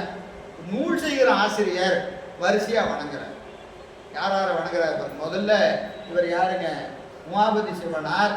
பிறப்பினாலே யாரு, தில்லைவாழ் அந்தனர். அவருக்கு ஆன்மார்த்த மூர்த்தி யாரு, நடராஜ பெருமான் அவருக்கு ஆன்மார்த்த மூர்த்தி. தொட்டு தினந்தோறும் பூசிக்கின்ற பேறு பெற்றவர் நம்முடைய உமாபதி சிவனார். ஒரு இடத்துல யாரு, நம்முடைய மறைஞான சம்பந்தரை குருநாதராக ஏற்றுக்கொண்ட காரணத்தினால் அவர் என்ன செய்யறாங்க, கொஞ்சம் விலக்கி வைக்கிறாங்க. அந்த புராணம்லாம் படிச்சிருப்பீங்கன்னு நினைக்கிறேன் சரிங்களா. மறைஞான சம்பந்தர் சென்னையில போய் அமர்ந்திருக்கிறார். அப்படியே ஒரு தூணுக்கு இல்லை அப்படியே சாஞ்சி உட்காந்துருக்கிறாரு. உமாபதி சிவனார் அங்கிருந்து பல்லக்கில் வர்றாரு. ஏன்னா ஒரு வழக்கம், யார் அன்னைக்கு பூசையோ அவர் என்ன செய்வாங்க, வீட்டுக்கு போய் தீவெட்டியெல்லாம் குடிச்சு மேலதாளத்தோட வீட்டில் இருந்து பல்லக்கில் ஏற்றி கூட்டிகிட்டு வருவாங்க. எல்லாம் வழிபாடு முடிஞ்சு அத்தஜாம பூசையப்போ திருப்பி அதே மாதிரி பல்லக்கில் ஏற்றி தீவெட்டியெல்லாம் பிடிச்சிட்டு மேலதாளம்லாம் வாசித்து கொண்டு போய் வீட்டில் கொண்டு போய் விடுவாங்க. இது தினந்தோறும் நடக்கிற ஒரு வழக்கம். ஏன்னா தில்லைவாழந்தர் 3000 பேர், ஒவ்வொருவருக்கும் ஒவ்வொரு முறை வரும். இன்னைக்கு ஒருத்தர் முறைன்னா அவருக்கு அந்த மரியாதை, எல்லாருக்கும் கிடையாது. இன்னைக்கு யாரு பெருமானை பூசிக்கிற அதிகாரம் பெற்றாரோ அவருக்கு என்ன செய்வாங்க, இந்த மாதிரி போய் கூட்டிட்டு வருவாங்க, அதே மாதிரி கொண்டு போய் விடுவாங்க. இது நாள்தோறும் நடக்கிற ஒரு வழக்கம். இல்லை தினந்தோறும் நடக்கும். இன்னைக்கு இருக்கு. இப்போ பல்லக்கல்ல எடுத்துட்டு வரதில்லை. என்ன செய்யறாங்க, ஒரு தீவெட்டி இது பிடிச்சி கொண்டு போய் வீட்டில் விடுவாங்க, கூட்டிட்டு வருவாங்க. அந்த மரபெல்லாம் இன்னைக்கு இருக்கு. அன்றைய பூசைக்காரர் யாரோ அவருக்கு தனி சிறப்புங்க உண்டு. அதுபோல உமாபதி சிவத்தினுடைய பூசைக்குரிய நாள் வருகிறது. அவரை பல்லக்கில் கூட்டிட்டு வராங்க. வந்த உடனே இவர் அப்படியே ஒரு ஓரத்துல தூணில் சாஞ்சி அப்படியே பார்த்துட்டு இருக்கிறாரு. யாரு, மறைஞான சம்பந்தர். பார்த்த உடனே அவர் போறத போது பட்டக்கட்டையில் பகற்பொருள் ஏகுது காணீர்னு சொன்னாரு. சொன்ன உடனே அவர் என்ன செஞ்சாரு, யாருன்னு பல்லக்கில் எட்டி குதிச்சாரு. நேராக போய் திருவடியில் விழுந்து, பெருமானே அப்படின்னு உங்களுடைய மாணவராக நீங்கள் ஏற்றுக்கொள்ள வேண்டும்னாரு. அவர் பதிலே சொல்லி எழுந்திரிச்சு போயிட்டாரு. ஒன்றும் சொல்லலை. இவர் பின்னாடியே போறாரு. பூசையை விட்டுட்டு எங்கே போறாரு, பின்னாடியே போறாரு. சாமியை என்னை ஏற்றுக்குங்க என்று போறாரு. ஒரு நேரம் கைகோளர் தெருவுக்கு போறாரு. கைகோளர் இந்த நெசவு செய்கிறாங்களா இல்லைங்களா, அந்த தெருவுக்கு போறாரு. பொதுவாக இவர்கள் தனக்கென்று எந்த வரையறையும் வச்சுக்க மாட்டாங்க. வீடு கிடையாது, வண்டி கிடையாது, வாகனம் கிடையாது, ஒன்றும் கிடையாது. நடந்து போவாங்க. பசிச்சா ஏதோ ஒரு வீட்டில் கையேற்றுவாங்க, ஏதாவது போட்டால் சாப்பிட்டுட்டு அப்படியே போயிட்டே இருப்பார். தனக்கென்று எந்த ஒரு வரையறையும் அவருக்கு கிடையாது. பசி வந்தது, ஒரு வீட்டுக்கு போய் நிற்கிற, அம்மா சாப்பிட்றதுக்கு ஏதாவது கொடுங்க, திருச்சிற்றம்பலம்னு எழுதி நிற்கிறார். உடனே ஐயா எங்கள் வீட்டில் ஒன்றுமே இல்லை, கஞ்சி இருக்கு, இந்த நூலெல்லாம் பாகு போடுவாங்க இல்லைங்களா, போட்டு காய வைக்கிற கஞ்சி இருக்கிறது அப்படின்னு, அதை குடுமா அப்படின்னு கேட்குறாரு. உடனே நம்ம கஞ்சி ஊற்றுறாங்க. 2 கையில் என்ன செய்கிறாரு, அப்படியே பருகுகிறார். பருகுன உடனே முழங்கையில் அந்த கஞ்சி அப்படியே ஒழுகுது. ஒரு எச்சில். மறைஞான சம்பந்தர் சாப்பிட்ற கஞ்சியினுடைய எச்சில் முழங்கையில ஒழுகுகிறது. தில்லைவாழந்தனராகிய உமாபதி சிவனார் அதை போய் கீழே பிடிச்சு குருவினுடைய அருட்பிரசாதம் அருட்சேடம் என்று பருகுகிறார். குருவினது எச்சில் மாணவனுக்கு பிரசாதம். இப்போ வர்ணாசிரமம் நீங்க பார்க்கணும் இந்த இடமெல்லாம். இவர் வேளாளர், மறைஞான சம்பந்தர் வேளாளர். இவர் பிறப்பினால யாரு? தில்லைவாழ் அந்தனர். தில்லைவாழ் அந்தனர். அப்போ இவர் அவரை குருநாதராக ஏற்றுக்கொண்டார். அவருடைய அந்த பக்குவம் நோக்கி மறைஞான சம்பந்தர் அவரை ஏற்றுக்கிறார். ஏன்னா அடிமைத்திறம் இல்லைன்னா ஆசிரியர்கள் நிற்கிற தகுதி நமக்கு இல்லை. முதல்ல பாடம் கேட்கணும்னா என்ன இருக்கணும்? முதல்ல அடிமைத்திறம் இருக்கணும். அடிமைத்திறம் இல்லைன்னா அது அவ்வளவுதான். அது செய்தி அறிவு நிலையில நிகழும். அறிவு நிலையில நிகழும், அனுபவமாக நிகழாது. அனுபவம் வேறு, அறிவு வேறு. இப்போ மறைஞான சம்பந்தர் அப்படியே அவர் மாணவரை ஏற்றுக்கொள்கிறார். தில்லைவாழ் அந்தனருக்கு செய்தி போகுது, பிறப்பினாலே நீ தில்லைவாழ் அந்தனர் உயர்ந்த சாதி நாம்பம், நீ போய் ஒரு வேளாளரை எப்படி குருவாக ஏற்றுக்கொள்ளலாம் என்று என்ன செய்கிறாங்க? அவரை விலக்கி வைக்கிறாங்க. அவர் உடனே கொற்றவன்குடி என்று இங்கே தில்லைக்கு வெளியே ஒரு இடம் அண்ணாமலை யூனிவர்சிட்டியோட கேம்பஸ்குள்ளேயே இருக்குது. அங்கே ஒரு குடில் அமைத்து சின்ன நடராஜ பெருமானை அங்கே வச்சு பூசை செய்கிறார். அவருக்கு அங்கே அந்த பூசை பெருமான நடராஜ பெருமானை தொட்டு பூசிக்கிற அந்த முறை மறுக்கப்படுகிறது. உடனே அவர் இங்கே என்ன செய்கிறாரு? ஆன்மார்த்த மூர்த்தியாக நடராஜ பெருமான ஒரு சின்ன திருமேனியில் அமைத்து அவர் தினந்தோறும் பூசை செய்து கொண்டு வருகிறார். வருகிற போது அங்கே கொடியேற்ற வருது, தேர் திருவிழா. தேர் திருவிழா வருகிறது. அங்கே கொடி ஏற மாட்டேங்குது. கொடி ஏற்றுனா ஏற மாட்டேங்குது. உடனே பெருமான் அசரீரியாக சொல்கிறார், உமாபதி சிவம் வந்தால் கொடியேறு. உமாபதி சிவம் வந்தால் கொடியேறுகிறார். உடனே எல்லாரும் ஐயோ அப்படிப்பட்டவர் போய் நம்ம விலைக்கு வச்சுட்டோம் என்று இங்கிருந்து சகல விதமான மரியாதையோடு அவரை போய் வணங்கி கூட்டிட்டு வராங்க. கூட்டிட்டு வந்த உடனே அவர் கொடிக்கவி பாடுகிறார். இருளுக்கும் கொடிக்கும் ஒன்றே இடம் என்று பாட்டு பாடுறாரு. பாட பாட கொடி தானாயிரு. இவர்கள் இழுத்து ஏறாத கொடி அவர் பாட பாட என்னாச்சு? கொடி மேடு ஏறியது. அவரை வணங்கி அவரை மீண்டும் அந்த நடராஜ பெருமானை பூசிக்கிற தகுதியை பெறுகிறார் என்பது அவருடைய புராணத்தில் நம்ம காணக்கூடிய செய்தி. எதுக்குன்னா ரெண்டு செய்தி. ஒன்று, நமக்கு எப்போ இந்த வர்ணாட்சர பேதம் நமக்கு வந்துருச்சுன்னு வச்சுக்கலாம், நம்ம ஞானத்தை பெறுகிற தகுதியை இழக்கிறோம் என்பது ஒரு கருத்து, ஒரு செய்தி. ரெண்டாவது, இவருடைய ஆன்மார்த்த மூர்த்தி யாரு? நடராஜ பெருமான். அதுக்கு தான் இந்த செய்தி, சரிங்களா? அந்த அவர்கள் கொற்றவன்குடியில அமைத்த நடராச பெருமான் தான் இன்னைக்கு வரைக்கும் எங்க இருக்கு? திருவாவடுதுறை ஆதீனத்துல இருக்கக்கூடிய நடராச பெருமான் உமாபதி சிவம் பூசித்த திருமேனி இருக்கிற திருமேனி, அவர் பூசித்த திருமேனி. அதுதான் அப்படியே அடுத்து மரபாக வந்து இப்போ இங்க பூசையில் இருக்கிற நடராஜ பெருமான். அது ஒரு செய்தி. சரி, இப்போ அதனால இப்போ பெருமானை வணங்கி நூல் செய்யணும். மங்கள வாழ்த்துல பெருமானை வணங்கி நூல் செய்ய வேண்டும் என்று கருதிய உமாபதி சிவனார் இப்போ என்ன செய்யறாரு? முதல் பாட்டுல நடராஜ பெருமானை துதிக்கிறார். ரெண்டாவது பாட்டுல உமையம்மையை துதிக்கிறார். மூன்றாவது பாட்டு மூத்த பிள்ளையார் வணக்கம். நாலாவது பாட்டு இளைய பிள்ளையார் வணக்கம். இளைய பிள்ளையார் யாரு? முருகப்பெருமான். இளைய பிள்ளையார் வணக்கம். அஞ்சாவது பாட்டு குரு வணக்கம். குரு வணக்கம். ஆறாவது பாட்டு குரு வணக்கம். ஆனா தனக்கு நேரடி குருநாதர் யாரு? மறைஞான சம்பந்தர். மரபை வரிசையா சொன்னாலும் நம்மை ஆட்கொண்டவர் யாரோ அவருக்கு ஒரு தனித்துவமான ஒரு சிறப்பு இடம் உண்டு. நம்மை ஆட்கொண்டவருக்கு ஒரு சிறப்பு இடம் உண்டு. அந்த வகையில் என்ன செய்யறாரு? மறைஞான சம்பந்தரை சொல்லிக்கிறார். அப்போ 6 பாட்டு மங்கள வாழ்த்து, மங்கள வாழ்த்து என்று வைக்கிறார். அதுல நடராஜ பெருமான், சிவகாமி அம்மை, மூத்த பிள்ளையார், இளைய பிள்ளையார், குரு வணக்கம், மறைஞான சம்பந்தர் வணக்கம். 6 பாடல்கள்ல துதிக்கிறார். அப்படியே பாட்டை பாருங்க. ஓங்கு ஒளியாய் அருள் ஞான மூர்த்தியாகி உலகமெல்லாம் அளித்தருளும் உமையம்மை காண தேங்கமலும் மலரியதழி திங்கள் கங்கை திகழறவும் வளர்ச்சடைமேல் திகழ வைத்து நீங்களரும் பவர்தொடர்ச்சி நீங்க மன்றுள் இமையோர் துதி செய்ய நிறுத்தம் செய்யும் பூங்கமல மலர்த்தாள்கள் சிரத்தின் மேலும் குந்திகளும் புறவணங்கி போற்றல் செய்வான். ஓங்கு ஒளியாய் அருஞான மூர்த்தியாகி. ஓங்கு ஒளி,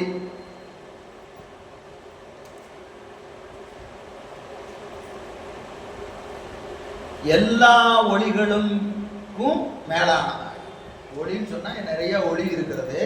எல்லா ஒளிகளுக்கும் மேலான ஒளி எது? பெருமான் இல்லைங்களா? ஆரறிவார் எங்கள் அண்ணலின் பெருமையை, ஆரறிவார் அதன் அகலமும் நீளமும், வேறறியாத பெருஞ்சுடர் ஒன்றதின் வேறறியாமை விளம்புகின்றேனே. பெருமான் சோதியா நிற்கிறாரா இல்லையா? எப்படி நிற்கிறாரு? நீளமும் தெரியாது, அகலமும் தெரியாது, ஆழமும் தெரியாது. அப்போ பேரொளி, பேரொளி. அப்படிப்பட்ட எவற்றிற்கும் மேலானதாகிய ஒளி, எவற்றிற்கும் மேலான ஒளி. ஓங்கு ஒளியாய், ஓங்கு ஒளியாய் அருள் ஞான மூர்த்தியாகி. திருவருளே தனக்கு உடம்பாக கொண்டு, திருவருளே நமக்கு உடம்பாக கொண்டு. அப்ப பெருமான் வடிவம் கொண்டு வருகிறானா இல்லையா? இறைவனுடைய வடிவம் அருவம், உருவம், அரு உருவம் என்று மூன்று. அப்போ அருவம் என்பது என்னது? அருவம் என்பது ஆகாய வடிவம் போல, ஆகாயம் போல அருவ திருமேனி. அடுத்தது சிவலிங்க திருமேனி, அருவுருவ திருமேனி. அப்புறம் உருவ திருமேனி எது?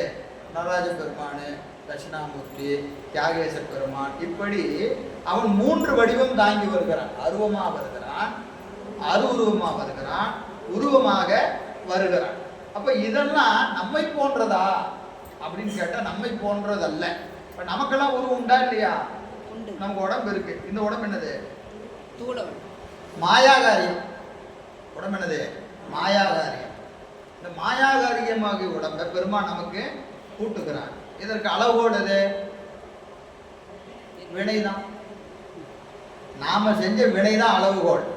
அந்த வினை இப்படி பார்ப்பாரு, அப்புறம் என்ன செய்வாரு? அதுக்கு தக்கவாறு உடம்பு கொடுப்பார். அந்த ஒவ்வொரு பார்ட்ஸ் எடுத்துட்டீங்கன்னா, கண்ணு இத்தனை வருஷம், இத்தனை நாள், இத்தனை நிமிஷம் வரைக்கும் இப்படியெல்லாம் வேலை செய்யணும். காது இப்பப்போ வேலை செய்யணும், இப்பப்பெல்லாம் வேலை செய்யக்கூடாது. மூக்கு, லங்ஸு, லிவரு, ஹார்ட்டு, அது இது உடம்புல இருக்கக்கூடிய ஆயிரக்கணக்கான உறுப்புகளும் வினைக்கு தக்கவாறு தான் வேலை செய்யும். வினைக்கு தக்கவாறு தான் வேலை. முன்ன வேலை செய்யாது, பின்ன வேலை செய்யாது. அப்படியே ஷார்ப்பாக வேலை செய்யும். இது போற்றி பவர் சொல்றது. காய கருப்புளியில் காத்திருந்து. எங்க? காய கருப்புளி. அது எங்க இருக்குது? தன் தாயினுடைய கருப்பை. அது இந்த கருமுட்டை அப்படியே ரெடியா இருக்கும். தந்தையினுடைய உயிரணு அப்படியே தாயினுடைய பிறப்புறுப்பின் வழியா அப்படியே நீந்தி போகும். போய் என்ன செய்யும்? அந்த முட்டையை ஒரு தைக்கும். ஒரு குத்தி குத்தி உள்ள போகும். எதுக்குள்ள? அந்த முட்டைக்குள்ள போகும். அந்த வாயில பெருமான் நிற்பான். அந்த வாயில நின்று அப்படி போற உயிரை அப்படி பிடிச்சி, உள்ள போறியா? பிடிச்சிக்கோ. இந்த பிறவியில இதுதான் உனக்கு உடம்பு. இந்த உடம்பு இத்தனை காலம் இப்படித்தான் வேலை செய்யும், இப்படிதான் வேலை செய்யும் என்ற அத்தனை வரையறையும் எழுதி அப்படி உள்ள விட்டுட்டாருன்னா, இது வளர்ந்து போற வரைக்கும் லிஸ்ட் எங்க எழுதுனது? கருப்புளியில் எழுதுறாரு. காய கருப்புளியில். அது எப்படி? காத்திருந்து வெயிட் பண்ணிட்டே இருப்பானா, வாடா எப்போ வர பார்க்கலாம் அப்படின்னு. Date of birth, date of birth எல்லாம் நீங்க அதெல்லாம் அவன் விதிச்சது தான். நீங்க சர்ஜரியில வரணுமா, சுகப்பிரவேசத்துல வரணுமா, சர்ஜரியில் வந்து உங்களுக்கு ஜாதகம் தப்பா எழுதணும்னா கூட அவனே அதை எழுதி வச்சிருப்பான். உங்களுக்கு ஜாதகம் தப்பா தான் எழுதுவான். எல்லாம் அவன் எழுதுனது தான். சரியா எழுதினாலும் அவன் எழுதுனது தான், தப்பா எழுதினாலும் அவன் எழுதுனது தான். இது தப்பானதுக்கு சரியா நினைச்சு எங்கெல்லாம் போய் முட்டணுமோ அது அவன் எழுதுனது தான். அவன் விதிக்காதது நடக்காது. அவன் என்ன விதிச்சிருக்கிறானோ அதுதான் நடக்கும். புரியுதுங்களா? ஏன்னா நம்முடைய அறிவு வெளிதான் வேலை செய்யும். அறிவு வெளிதான் வேலை செய்யும். ஒரு சரியான நேரத்துல சரியான முடிவு எடுக்கணும்னா அதுக்கு நமக்கு என்ன வேணும்? வினை வேணும். சரியான நேரத்துல தப்பான முடிவு எடுக்கணும்னா அதுக்கும் வினைதான் காரணம். புரியுதுங்களா? இன்னைக்கு இருக்கிற அரசியல் சூழ்நிலையை பார்த்துக்குங்க. எத்தனை பேர் நினைச்சிருப்பான் தெரியாம போச்ச, முன்னாடியே தெரிஞ்சிருந்தா. என்ன கூப்பிட்டாங்க, வந்து வீட்டில் வந்து கூப்பிட்டாங்க, நான் தாங்க போகாம விட்டுட்டேன். எம்எல்ஏ ஆயிருக்கலாம், மினிஸ்டர் ஆயிருக்கலாம். உண்டா இல்லைங்களா? இது ஒரு நம்ம இதுல இதுதான் வினை, இதுதான் வினை. புரியுதுங்களா? கூப்பிட்டவன் போகல, தூங்கிட்டு இருந்தவன் ஆயிட்டான். அது அவனுக்கு விதிக்கப்பட்டிருக்கிறது, அது அவனுக்கு விதிக்கப்பட்டிருக்கிறது, இவனுக்கு அது விதிக்கப்படவில்லை. புரியுதுங்களா? எல்லாமே அறிவு வினைவழிதான் வேலை செய்யும். அதான் உண்மை. சரி, காயக்கருப்புளையில் காத்திருந்து காமியத்திற்கு ஏய கைகால். காமியம் வினை, வினைக்கு தக்கவாறு கைகால் முதலா எவ்வுறுப்பும் ஆசரவே செய்து. எவ்வளவு அழகா எழுத பாருங்க. எவ்வுறுப்பும் எப்படி செய்யறாரு? ஆசரவே. ஆசனம் என்னது? குற்றம் இல்லாம செய்யறாராம். எதுங்க? உடம்ப குற்றம் இல்லாம செய்யறாரு.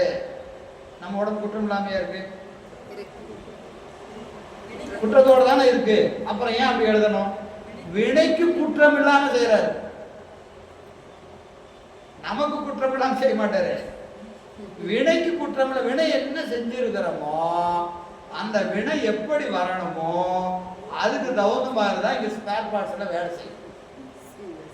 புரியுதுங்களா? அது எப்ப நிக்கணும்னு பெருமான் வினையை விதிச்சிருக்கிறானோ அப்ப வந்தோடனே அது நின்றுக்கும். ஓட்ட மிஷின்லாம் ஓடிட்டு இருக்கும், நல்ல மிஷின் நின்று போகும். ஏன் நின்றுது தெரியாது. அது ஏங்க ஓடுது தெரியாது. ஓடுறதுக்கும் காரணம் தெரியாது, நின்னதுக்கும் காரணம் தெரியும். இது நம்ம உடம்பு, மாயாகாரியத்தாளாகிய உடம்பு. அப்ப பெருமானுக்கு உடம்பு வருது, அவனுக்கு நமக்கு 2 கை, அவனுக்கு 4 கை, அவனுக்கு தலை இருக்குது, கண் இருக்குது, காது இருக்குது, எல்லாமே இருக்குது. அப்ப அவனுக்கு உடம்பு என்னன்னு கேட்டீங்கன்னா அவன் கருணையை வடிவமாக கொண்டு வருகிறான், திருவருளை வடிவமாக கொண்டு வருகிறான். நாமெல்லாம் வினையை கொண்டு மாயாகாரியத்தை ஏற்றுக்கொண்டு நாம் வருகிறோம். நம்மளதும் பார்த்தா உடம்பு மாதிரி தான் தெரியும், அவனதும் பார்த்தா உடம்பு மாதிரி தான் தெரியும். அவன் உடம்பு திருவருடைய தேகம், நம் உடம்பு மாயையே தேகம். புரியுதுங்களா? கருமேனி கழித்து கொண்டது என்றடும், கருவிருந்த உருமேனி தரித்து கொண்டது என்றடும், உருவிருந்த அருமேனி அதுவும் கண்டோம், அருவுரு ஆனபோது திருமேனி உபாயம் பெற்றோம், செப்பிய 3. இது அருவம், உருவம், அருவுருவம் ஆகிய 3 நம்தம் கருமேனி கடிக்க வந்த கருணையின் வடிவுதானே. நம்ம கருவுல வராம இருக்கிறதுக்காக திருமேனி கொண்டு பெருமான் வருகிறான். அவன் வடிவம் கொள்வது எதற்காக? நம் பொருட்டு. நாம மீள மீள பிறக்கக்கூடாது அப்படிங்கிறதுக்காக என்ன செய்யறான்? வடிவம் கொண்டு அவன் வருகிறான். நம் உடம்பு மாயாகாரியம், அவனோட உடம்பு திருவருளே தேகம், திருவருளே தேகம். அதான் அருள் ஞான மூர்த்தி. மூர்த்தினா உடம்பு. இந்த இடத்துல மூர்த்தி என்பது உடம்பு. அந்த உடம்பு எதனால் வருகிறது? கருணையை. கருணையை உருவமா, கற்பனை கடந்த சோதி கருணையே. ஏகாரத்தை வச்சிருக்க, கருணையும் கிடையாது, கருணையே உருவமாய், கருணையே உருவமாய் அருள் ஞான மூர்த்தியாகி. அருள் ஞான மூர்த்தி. அருஞான மூர்த்தி யாரு? ஓங்கு ஒளியாய். ஓங்கு ஒளியாய் இருக்கிற பெருமான் என்ன செய்யறாரு? அருஞான மூர்த்தியாகி வருகிறான். சொரூப சிவம் கீழே இறங்கி வருது, கீழே இறங்கி வருகிறது. நீங்க 10 இது உண்மை விளக்கத்தில் படிச்சீங்களா இல்லைங்களா? நாதம், விந்து, சாதாக்கியம், மகேஸ்வரம், சுத்த வித்தை. ஞாதம், நாதம் என்பது சிவ தத்துவம், சக்தி தத்துவம். அடுத்தது சதாசிவ தத்துவம். அடுத்தது மகேஸ்வர தத்துவம், சுத்த வித்தை. இதில் எல்லாத்துலேயும் பெருமான் என்ன செய்யறாரு? ஒவ்வொரு வடிவம் தாங்கி வராரு. படிச்சீங்களா இல்லையா? படிச்ச மாதிரி இருக்கா? ஐயோ. நாத தத்துவத்தில் பெருமான் என்ன வர? அருவத்திருமேனி சிவம் என்கின்ற நாமம் தாங்கி பெருமான் வராரு. சக்தி தத்துவத்தில் சக்தி என்ற வடிவம் தாங்கி வர 2 அருவத்திருமேனி. அவனுக்கு வடிவம் கிடையாது. எதுக்கு? சிவத்துக்கும் சக்திக்கு என்ன கிடையாது? வடிவம் கிடையாது. சதாசிவ திருமேனியாக இருக்கிற போது அருவுருவ திருமேனி. இந்த இந்த தத்துவத்துக்கு வருகிறபோது பெருமான் ஒரு வடிவத்தை கொள்கிறார். ஒரு வடிவத்தை கீழே வருகிறபோது மகேஸ்வரன் தத்துவத்தில் மகேஸ்வரன் என்கின்ற உருவ திருமேனி கொடுக்கிறார். அதுக்கிட உருத்திரன் என்கின்ற நாமம் தாங்கி ஒரு உருவம் கொண்டு வருகிறார். 2 அருவத் திருமேனி, 2 உருவத் திருமேனி, 1 அரு உருவத் திருமேனி. மொத்தம் 5 திருமேனி இருக்கு சுத்த தத்துவத்துல. 5 திருமேனி இருக்கிறது. இந்த 5ம் பெருமான் மேல இருந்து கீழே இறங்கி வர்றது. பெருமானுக்கு என்ன கிடையாது? உருவமும் கிடையாது, அருவும் கிடையாது, அரு உருவமும் கிடையாது. இந்த 3ஐயும் கடந்திருக்கிற பரபெருமான் சிவபெருமான் நம் பொருட்டு கீழே வர. கீழே வந்தது அவனுக்கு கிடையாது. அவனுக்கு அதனால ஒரு பயனும் கிடையாது. நம் பொருட்டு தான் என்ன செய்யறான்? கீழே இறங்கி வருகிறான். அருவ திருமேனி கொள்கிறான். யாராவது குடிக்கிறாங்களான்னு பார்த்தா என்னாச்சு? குடிக்கிறாங்க. ஒரு ஆள் 2 ஆள். பெருமானை பற்றக்கூடிய ஆன்மாக்கள் எப்பவுமே நுட்பமாச்சுன்னு வச்சுக்கங்க, எண்ணிக்கை குறைஞ்சு போகும். பாடமே அப்படித்தானே. அப்படியே படிச்சுட்டே போனா ஓகே அப்படின்னா ஒரு கூட்டம் ஜாஸ்தியா இருக்கும். கொஞ்சம் அப்படியே விரிச்சோம்னு வச்சுங்க, அப்படியே பாதி டிக்கெட்டு காலியாகும். என்னமோ நல்லா தாங்க நடத்துறாரு, எனக்கு தான் புரிய மாட்டேங்குது. என்ன சொல்லுவாங்க? நல்லா தான் நடத்துறாரு, எனக்கு தான் புரிய மாட்டேங்குது. அதே பாதி டிக்கெட்டு காலியாரு. இன்னும் கொஞ்சம் நுட்பம் பண்ணா இன்னும் பாதி ஆயிரும். ரொம்ப அழுத்தி பாடம் சொன்னா 4 டிக்கெட்டு தான் உட்காந்துருக்கும். ஏன்னா பெருமானுக்கு 4 பேர் தான். பெருமான் பாடம் நடத்தியே 4 பேர் தான் அப்படின்னு என்ன அர்த்தம்? பாடம் அவ்வளவு வெயிட்டா இருக்குன்னு அர்த்தம். எல்லாராலும் என்ன செய்ய முடியாது? பற்ற முடியாது. அதனால பெருமான் அருவ திருமேனி கொண்டாரு. குடிச்ச ஆள் பார்த்தா ஒன்றும் ரொம்ப சொற்பம். அப்புறம் அருவுருவத்துக்கு வந்தாரு, கொஞ்சம் பரவாயில்ல. அடுத்தது உருவ திருமேனிக்கு வந்தா பரவாயில்ல. அப்போ மேல இருந்து கீழே இறங்கி வந்துட்டே இருக்கான்.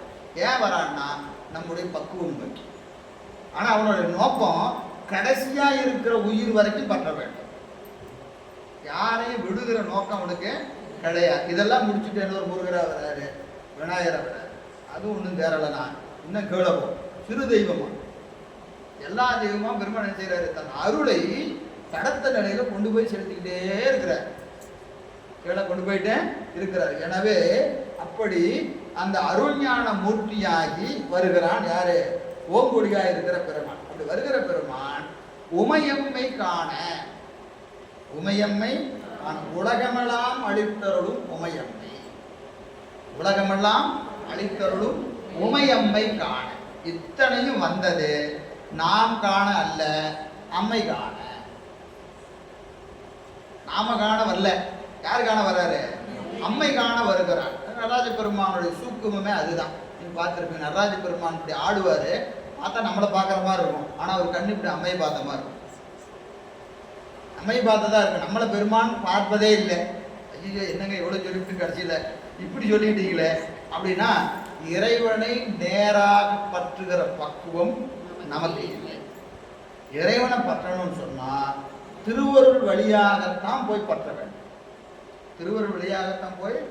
வேண்டும். அப்போ திருவருளை மட்டும்தான் நம்ம பற்ற முடியும். திருவருள் தான் எங்க கொண்டு போவோம்?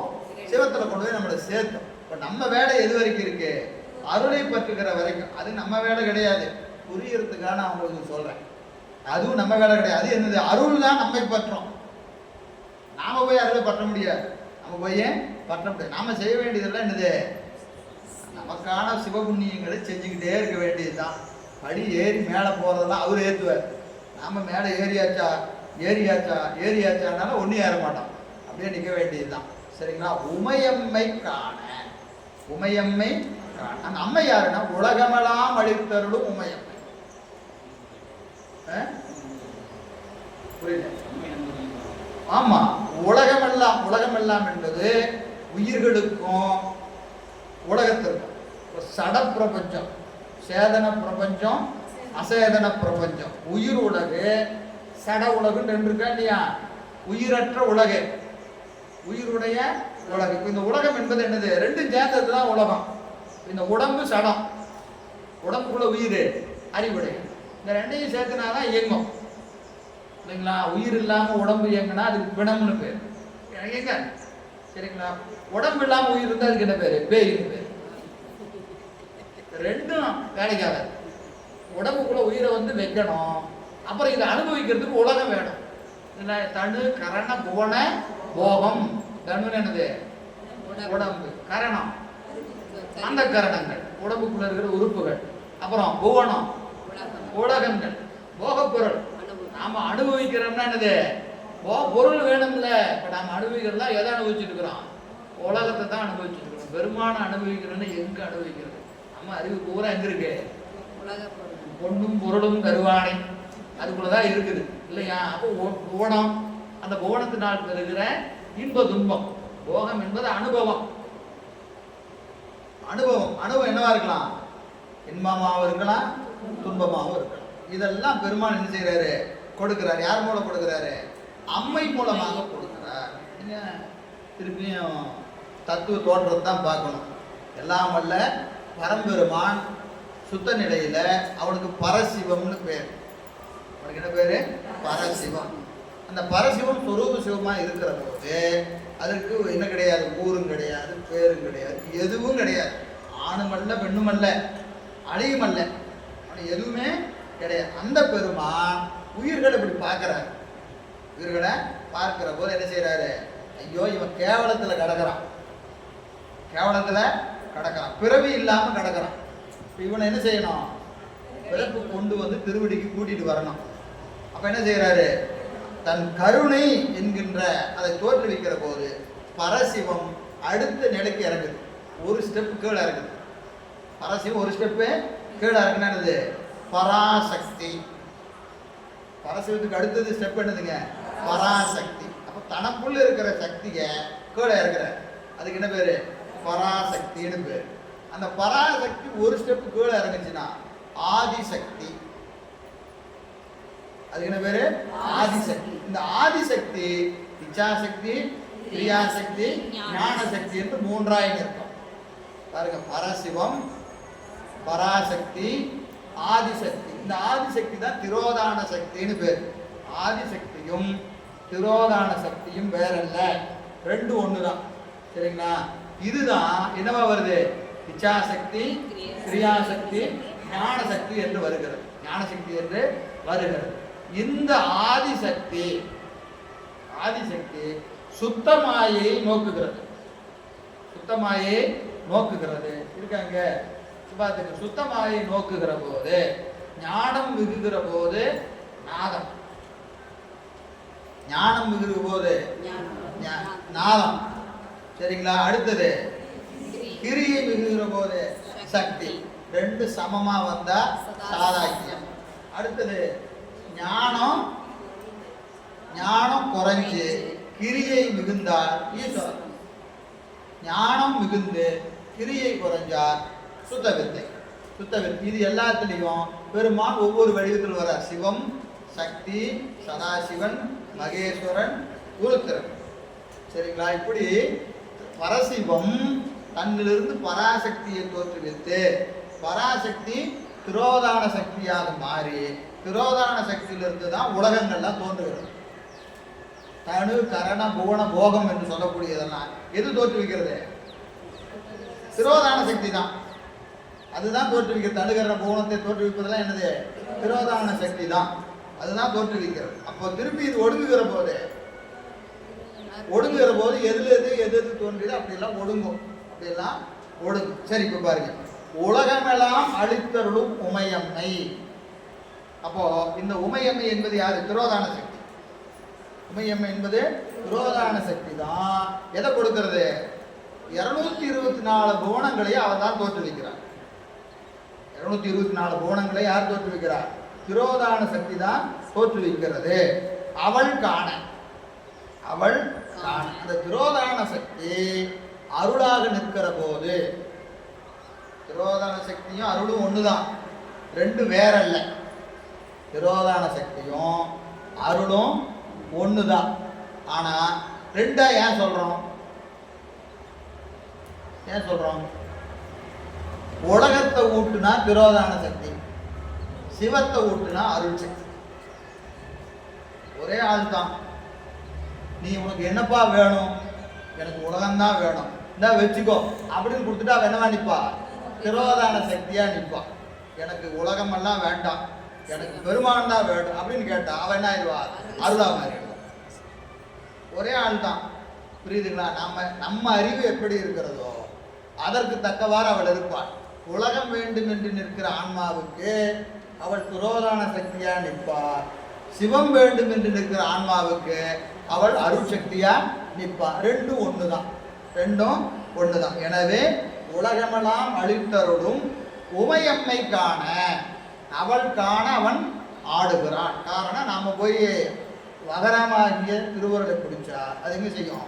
அப்படியே ஒளி சிவத்தில் கொண்டு போய் ஏன்னா அவள் காண தேங்கமலும் மலர் இதழி திங்கள் கங்கை திகழறவும் வளசடைமேல் திகழ வைத்து அவள் காண ஆடுகிறான்.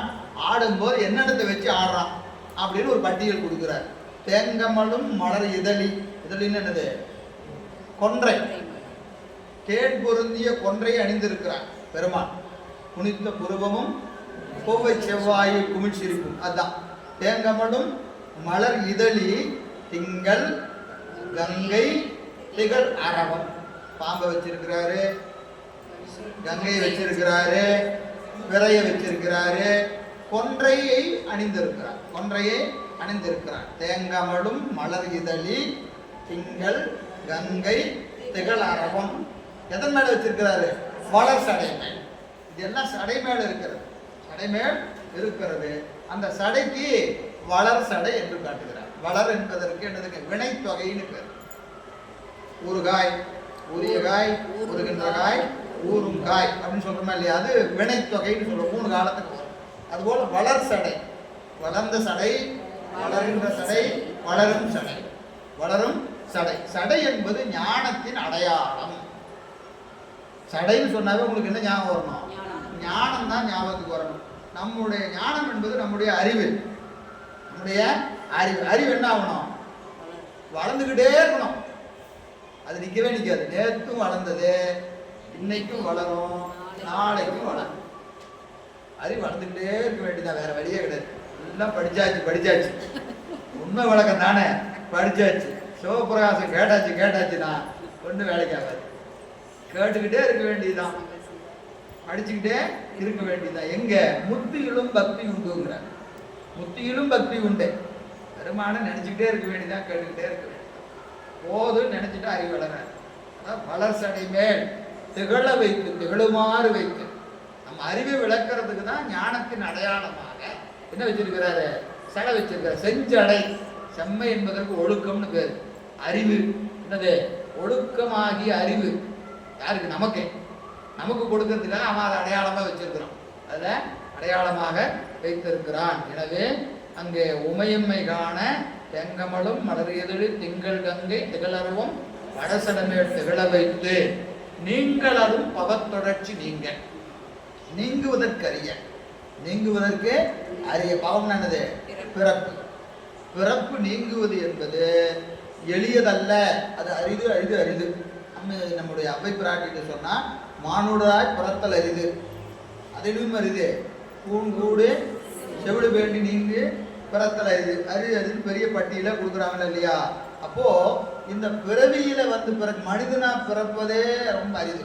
சித்தியா சொல்லும், மானுட பிறவிதானம் பகுத்தல் மனம் வாக்கு காயத்தான் ஆணிடத்து 5 ஆளும் அரண்மனைக்காக அன்றோ. உடம்பு கொடுத்தது எதுக்கு? பெருமானுக்கு பணி செய்ய அல்லவோ இந்த உடம்பு கொடுத்துருக்கிறாரு. அதை விட்டுட்டு என்னென்னமோ செஞ்சுட்டு இருக்கிறீங்க அப்படின்னு கேட்கிறார். எனவே நீங்களரும் பவர் தொடர்ச்சி நீங்குவதற்கரிய பவமாகிய பிறவியை நீங்கும் பொருட்டு இமையோர் துதி செய்ய தேவர்களெல்லாம் வணங்குமாறு பெருமான் என்ன செய்யற? நிறுத்தம் செய்யும் திருக்கூத்தை செய்யக்கூடிய அந்த பெருமான். பூங்கமல மலர்த்தாள்கள். பூங்கமலம் என்பதுங்க மங்களமாகிய அந்த மலர்கள், பூக்கள் நிறைந்திருக்கக்கூடிய திருவடியை எங்க வைக்கணும்? சிரத்தின் மேலும் புந்தியிடும்.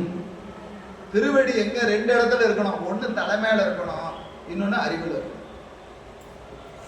திருவடி இருக்க வேண்டிய இடம் எது?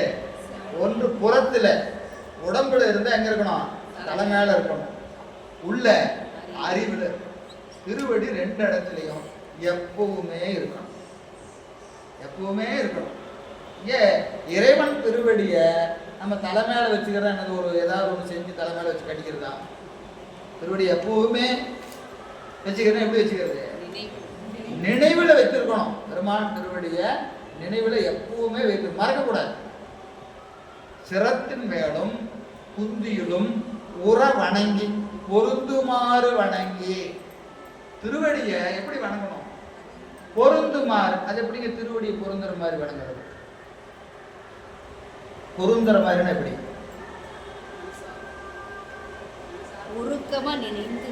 பொருத்தம் என்பதற்கு இப்போ நம்ம சொல்றோம் இல்லையா, ஒரு கல்யாண ஜோடி பார்த்தா என்ன சொல்றோம்? பொருத்தமான ஜோடியா சொல்றோமா இல்லையா? அப்படின்னு என்ன அர்த்தம்?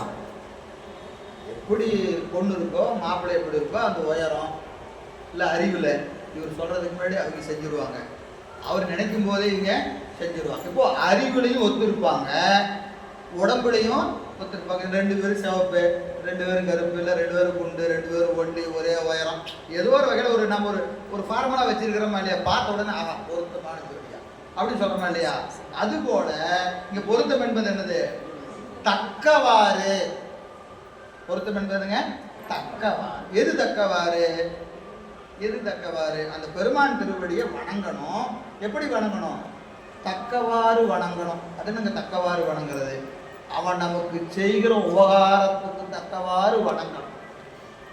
அவன் செய்கிற உபகாரம் மலையளவு இருக்கிறது, நம்ம வணக்கம் கடுகளவு இருக்கு. அவன் செய்கிற உபகாரம் எப்படி இருக்கு? மலையளவு இருக்கு. அவன் செய்து கொண்டு கணந்தோறும் ஆன்மாக்களுக்கு தன் கருணையை அவன் கொடுத்து கொண்டே இருக்கிறான். நாம் என்ன செய்யறோம்? எனக்கு இந்த சாமி என்ன கொடுத்தது அப்படின்னு கேட்கிறோம். நம்ம அவன் உபகாரத்தை அறிவதில்லை. நாம் வணங்குவதே ரொம்ப அதிகம். நம்ம நினைப்பு எப்படி இருக்கு? நான் பயங்கரமா வணங்குறேன், நான் அப்படி பூசை பண்றேன், இப்படி பூசை பண்றேன், சாமிக்கு எங்க கொஞ்சம் கூட கருணையே அப்படின்னு நினைச்சுக்கிட்டு இருக்கிறோம். ஆனா அவன் செய்கிற உபகாரம், அவன் செய்கிற கருணைக்கு முன்னாடி நம்ம வணக்கமெல்லாம் ஒண்ணுமே கிடையாது. நாமெல்லாம் ஒரு ஆளே கிடையாது. கண்ணப்பன் ஒப்பதோர் அன்பின்மை கண்டனர். கண்ணப்பருடைய அன்பை பார்த்த பெருமான், ஞானசம்பந்தர் பெருமானுடைய அன்பை பார்த்த பெருமான், நாவுக்கரசு பெருமானுடைய அடிமைத்தரத்தை பார்த்த பெருமான், சுந்தரருடைய தோழமையை பார்த்த பெருமான், நாமெல்லாம் போய் நான் பக்தி செய்கிறேன்னு சொல்ல முடியுமா? ஆனா அவர்களுக்கு செஞ்ச அத்தனை உபகாரத்தையும் பெருமான் நமக்கு செய்கிறார். அவர்களுக்கு செஞ்சதை நமக்கு செய்கிறான். அவர்கள் காட்டிய பக்தியில கோடியில் ஒரு கூறு கூட நம்மகிட்ட கிடையாது. ஆனா நம்ம தான் என்ன செஞ்சிருக்கிறோம்? நான் எப்படியெல்லாம் பூஜை பண்றேன், இந்த சாமியை மேல கொஞ்சம் கூட கருணை காட்டணும் அப்படின்னு நாம் நினைத்து கொண்டு. காரணம், இறைவன் உபகாரத்தை நாம் அறிவதில்லை. நமக்கு செய்கிற உபகாரம் நமக்கு தெரியல. நமக்கு தெரிஞ்சதான் நாம போடுற பூவும், நாம ஊத்துற பாலும், நாம பாடுற தேவாரம் தான் நமக்கு தெரியும். நம்ம பாடுற தேவாரம் திருவாசகம் நமக்கு தெரியும், நம்ம பண்ற பூஜை நமக்கு தெரியும். அவன் செய்வது என்ன தெரியல. காரணம், நாம் அவன் இன்னும் அறிவினால காணவில்லை. அவன் உபகாரத்தை நாம் உணரவில்லை. அப்போ பொருந்துமாறு வணங்கி, அவன் செய்கிற உபகாரத்தை பார்த்து வணங்கணும்னு ஒண்ணுமே செய்ய முடியாது. இதற்கு இளமோர் கைமாறு. நம்ம என்ன கைமாறு செய்ய முடியும்? அவனுக்கு எதுவுமே செய்ய முடியாது, ஒண்ணுமே செய்ய முடியாது. ஏன்னா அதுவும் முந்தன் விருப்பம் என்று. பூசை பண்ணணும்னாலும் பூசையை அவன் தான் கொடுக்கணும், நேரத்தை அவன் தான் கொடுக்கணும், அறிவு அவன் தான் கொடுக்கணும். எது நம்மளுக்கு இருக்கு அவனை கொடுக்கறதுக்குன்னு நம்மளுக்கு என்ன இருக்கு? எல்லாம் அவன் கொடுத்தது, எல்லாமே அவன் கொடுத்தது. அப்போ நாம போய் என்னென்னு கொடுக்க முடியும்? ஒன்றும் கொடுக்கறதுக்கு ஒன்றுமே இல்லை. ஆனால் நமக்கு அது புரிகிறதா? இல்லை. அப்போ இது என்னது? பொருந்துகிற வணக்கம் இல்லை, பொருந்துகிற வணக்கம் இல்லை. எனவே அவனை எப்படி வணங்கணுமா? அந்த வளர்த்தார்கள் குந்தியிலும் சிரத்தின் மேலும் புறவணங்கி போற்றல் செய்வான். அவன் திருவடியை வணங்குவோம் என்று இந்த பாடல்ல சொல்றார். இது நமக்கு அருமையா நம்முடைய இவர் குமரகுருபரர் அம்மையை பாடுகிறார். சிதம்பரம் மும்மணி கோவில் ஒரு அருமையான பாட்டு இருக்கு. அது என்னன்னு கேட்டீங்கன்னா, இந்த பாடும் குளவி பசுங்கொடர் பொறாது என்னன்னு ஒரு பாட்டு இருக்கு. ஒரு பச்சை குழந்தை, அதுக்கு ஒரு நோய் வந்துருச்சு, காய்ச்சலே வந்துருச்சுன்னு வச்சுக்கோங்க. ஒரு பிறந்த ஒரு வாரம் 10 நாள் ஆச்சு, அதுக்கு காய்ச்சல் வந்துருச்சு. இப்போ அதுக்கு மருந்து கொடுக்கணும். அது கொடுக்க முடியுமா? கொடுக்க முடியாது. என்ன செய்வாங்க? அம்மா சாப்பிடுவாங்க. அம்மா சாப்பிட்டு அந்த மருந்து என்ன ஆகும்? பாலில் கலந்து குழந்தைக்கு போகிற போது அந்த குழந்தைக்கு என்ன ஆகும்? அந்த நோய் குணமாகும். நேராக கொடுத்தா அந்த நோய் என்ன, அந்த மருந்து என்ன ஆகும்? மருந்தை தாங்குகிற ஆற்றல் அந்த குழந்தைக்கு கிடையாது. அப்போ அதை என்ன செய்யறா? தாய் உண்டு தன் குழந்தைக்கு கொடுப்பது போல இறைவனது கருணையை நேரே பெறுகிற ஆற்றல் நமக்கு இல்லை, பக்குவம் இல்லை. அதனால் அம்மா என்ன செய்யறா? வாங்கி கொடுக்குறான். வாங்கி என்ன செய்ய? டைலூட் பண்ணி கொடுக்குறான். அப்படியே வாங்கணும்னு ஆசை தான். ஆனால் நம்மளால என்ன செய்ய முடியாது, தாங்க முடியாது இல்லைங்களா? நமக்கு இப்போ மேலே ஒரு டிரான்ஸ்ஃபார் இது போயிட்டு இருக்கு, ஹை வோல்டேஜ் லைன் போயிட்டு இருக்கு, ஹெச்டி லைன் போயிட்டு இருக்கு. 2230 தாங்க. ஒரு கொக்கி போட்டு எடுத்துக்கலாம் அப்படின்னு எடுக்க முடியுமா? எடுக்க முடியுமா? அந்த கரண்ட் தான் இங்கே வருது. நேரம் கொக்கி போட்டோம்னா கரண்ட் பில் வராது அப்படின்னு ஹெச்டி லைனில் கூட ஒரு கொக்கி போட்டு போட்டால் என்ன ஆகும்? பக்கத்தில் ஒயர் போகும்போது இங்கே பசுமாயிடும். ஏன்னா அது என்னது? 13000 வோல்ட் வருது. அதை கொண்டு வந்து ஒரு சப்ஸ்டேஷனில் இறக்கி அங்கேருந்து இங்கே வீட்டுக்கு பக்கத்தில் ஒரு டிரான்ஸ்ஃபார்மரை வச்சு 230க்கு குறைச்சி கொடுத்தாதான் நம்மளால் யூஸ் பண்ண முடியும். சொரூப சிவம் ஹை வோல்டேஜ். நேராக நம்ம என்ன செய்ய முடியாது? போகவும் முடியாது, தொடவும் முடியாது, அதை அனுபவிக்க முடியாது. காரணம் நமக்கு இன்னும் என்ன வரல, அந்த பக்குவம் வரல. அம்மா என்ன செய்கிறாங்க? அப்படியே குறைச்சி அப்படி பார்க்குறாரு. இவர் 1/2 மணி நேரம் தான் கோர்ஸ் பண்ணுவார். இந்தா நீ இவ்வளோ வச்சுக்கோ, உனக்கு அவ்வளோதான். இல்லைங்க இது 5 ஆம்ஸ் தான். அப்படியா? இருந்தா இவ்வளோ வச்சுக்கோ. 230 என்ன செய்கிறாங்க? 5 ஆம்ஸு, 15 ஆம்ஸு, 2 வாட்ஸு, 1 வாட்ஸு. என்னது? அந்த அங்கே இருக்கிற செல்ஃபோன் எவ்வளோ வாட்ஸ் இருக்குதோ அவ்வளோதான் அதில் வரணும் இல்லைங்களா? அது என்ன கெப்பாசிட்டியோ அதை என்ன செய்யறது? டைலூட் பண்ணுறது. நம்ம பக்குவத்துக்கு தக்கவாறு நம்ம என்ன செய்யறா? ஒவ்வொரு ஆன்மாவா பார்த்து அது எவ்வளவு கொள்ளுமோ, திருவருளில் எவ்வளவு வாங்குமோ அவ்வளோ பார்த்து விட்றான். அதுக்கு தான் கருணை. கொடுத்தாலும் எப்படி கொடுக்கணும்? பார்த்து கொடுக்கணுமா இல்லையா? நமக்கு ஆசை தான் குழந்தைக்கு இல்லை பாதாம் பிஸ்தா எல்லாம் அரைச்சி ஒரே டம்ளரில் ஊற்றிட்டா குழந்தை பெருசாயிரும். அப்படி ஊற்றுணுமே என்ன ஆகும்? குடிச்சு போச்சு தீரணும் ஆகாது, அடுத்தது ஆஸ்பத்திரிக்கு தான் தூக்கிட்டு போகணும். அம்மாவுக்கு ஆசை தான். என்னது? 1 கிலோ முந்திரி வச்சிருக்கிறேன், 1 கிலோ திராட்சை வச்சிருக்கிறேன், எல்லாம் என் குழந்தைக்கு தான் அப்படின்னு அரைச்சி எல்லாத்தையும் ஊற்றிட முடியுமா? அது எவ்வளவு கொள்ளுமோ அவ்வளோதான் கொடுக்க முடியும். ஏன்னா நமக்கு ஆசை இருக்கு, அம்மாவுக்கு பையனுக்கு கொடுக்கணும், குழந்தைக்கு கொடுக்கணும்னு ஆசை இருந்தாலும் அது எவ்வளவு வாங்குமோ அவ்வளோதான் கொடுக்கணும். அதுபோல இங்கே என்ன செய்கிறாங்க? அம்மை தன்னுடைய அந்த திருமேனியை, அந்த அம்மையினுடைய திருவுருளை பெற்று இந்த ஆன்மா என்ன செய்யுதுங்க? அங்கே அந்த திருவுருள் அம்மை காணுமாறு இறைவன் ஆடுகிறான் என்று சொல்லுகிறார். அடுத்த பாடல் பாருங்க. தேநீர் இடைவேளை.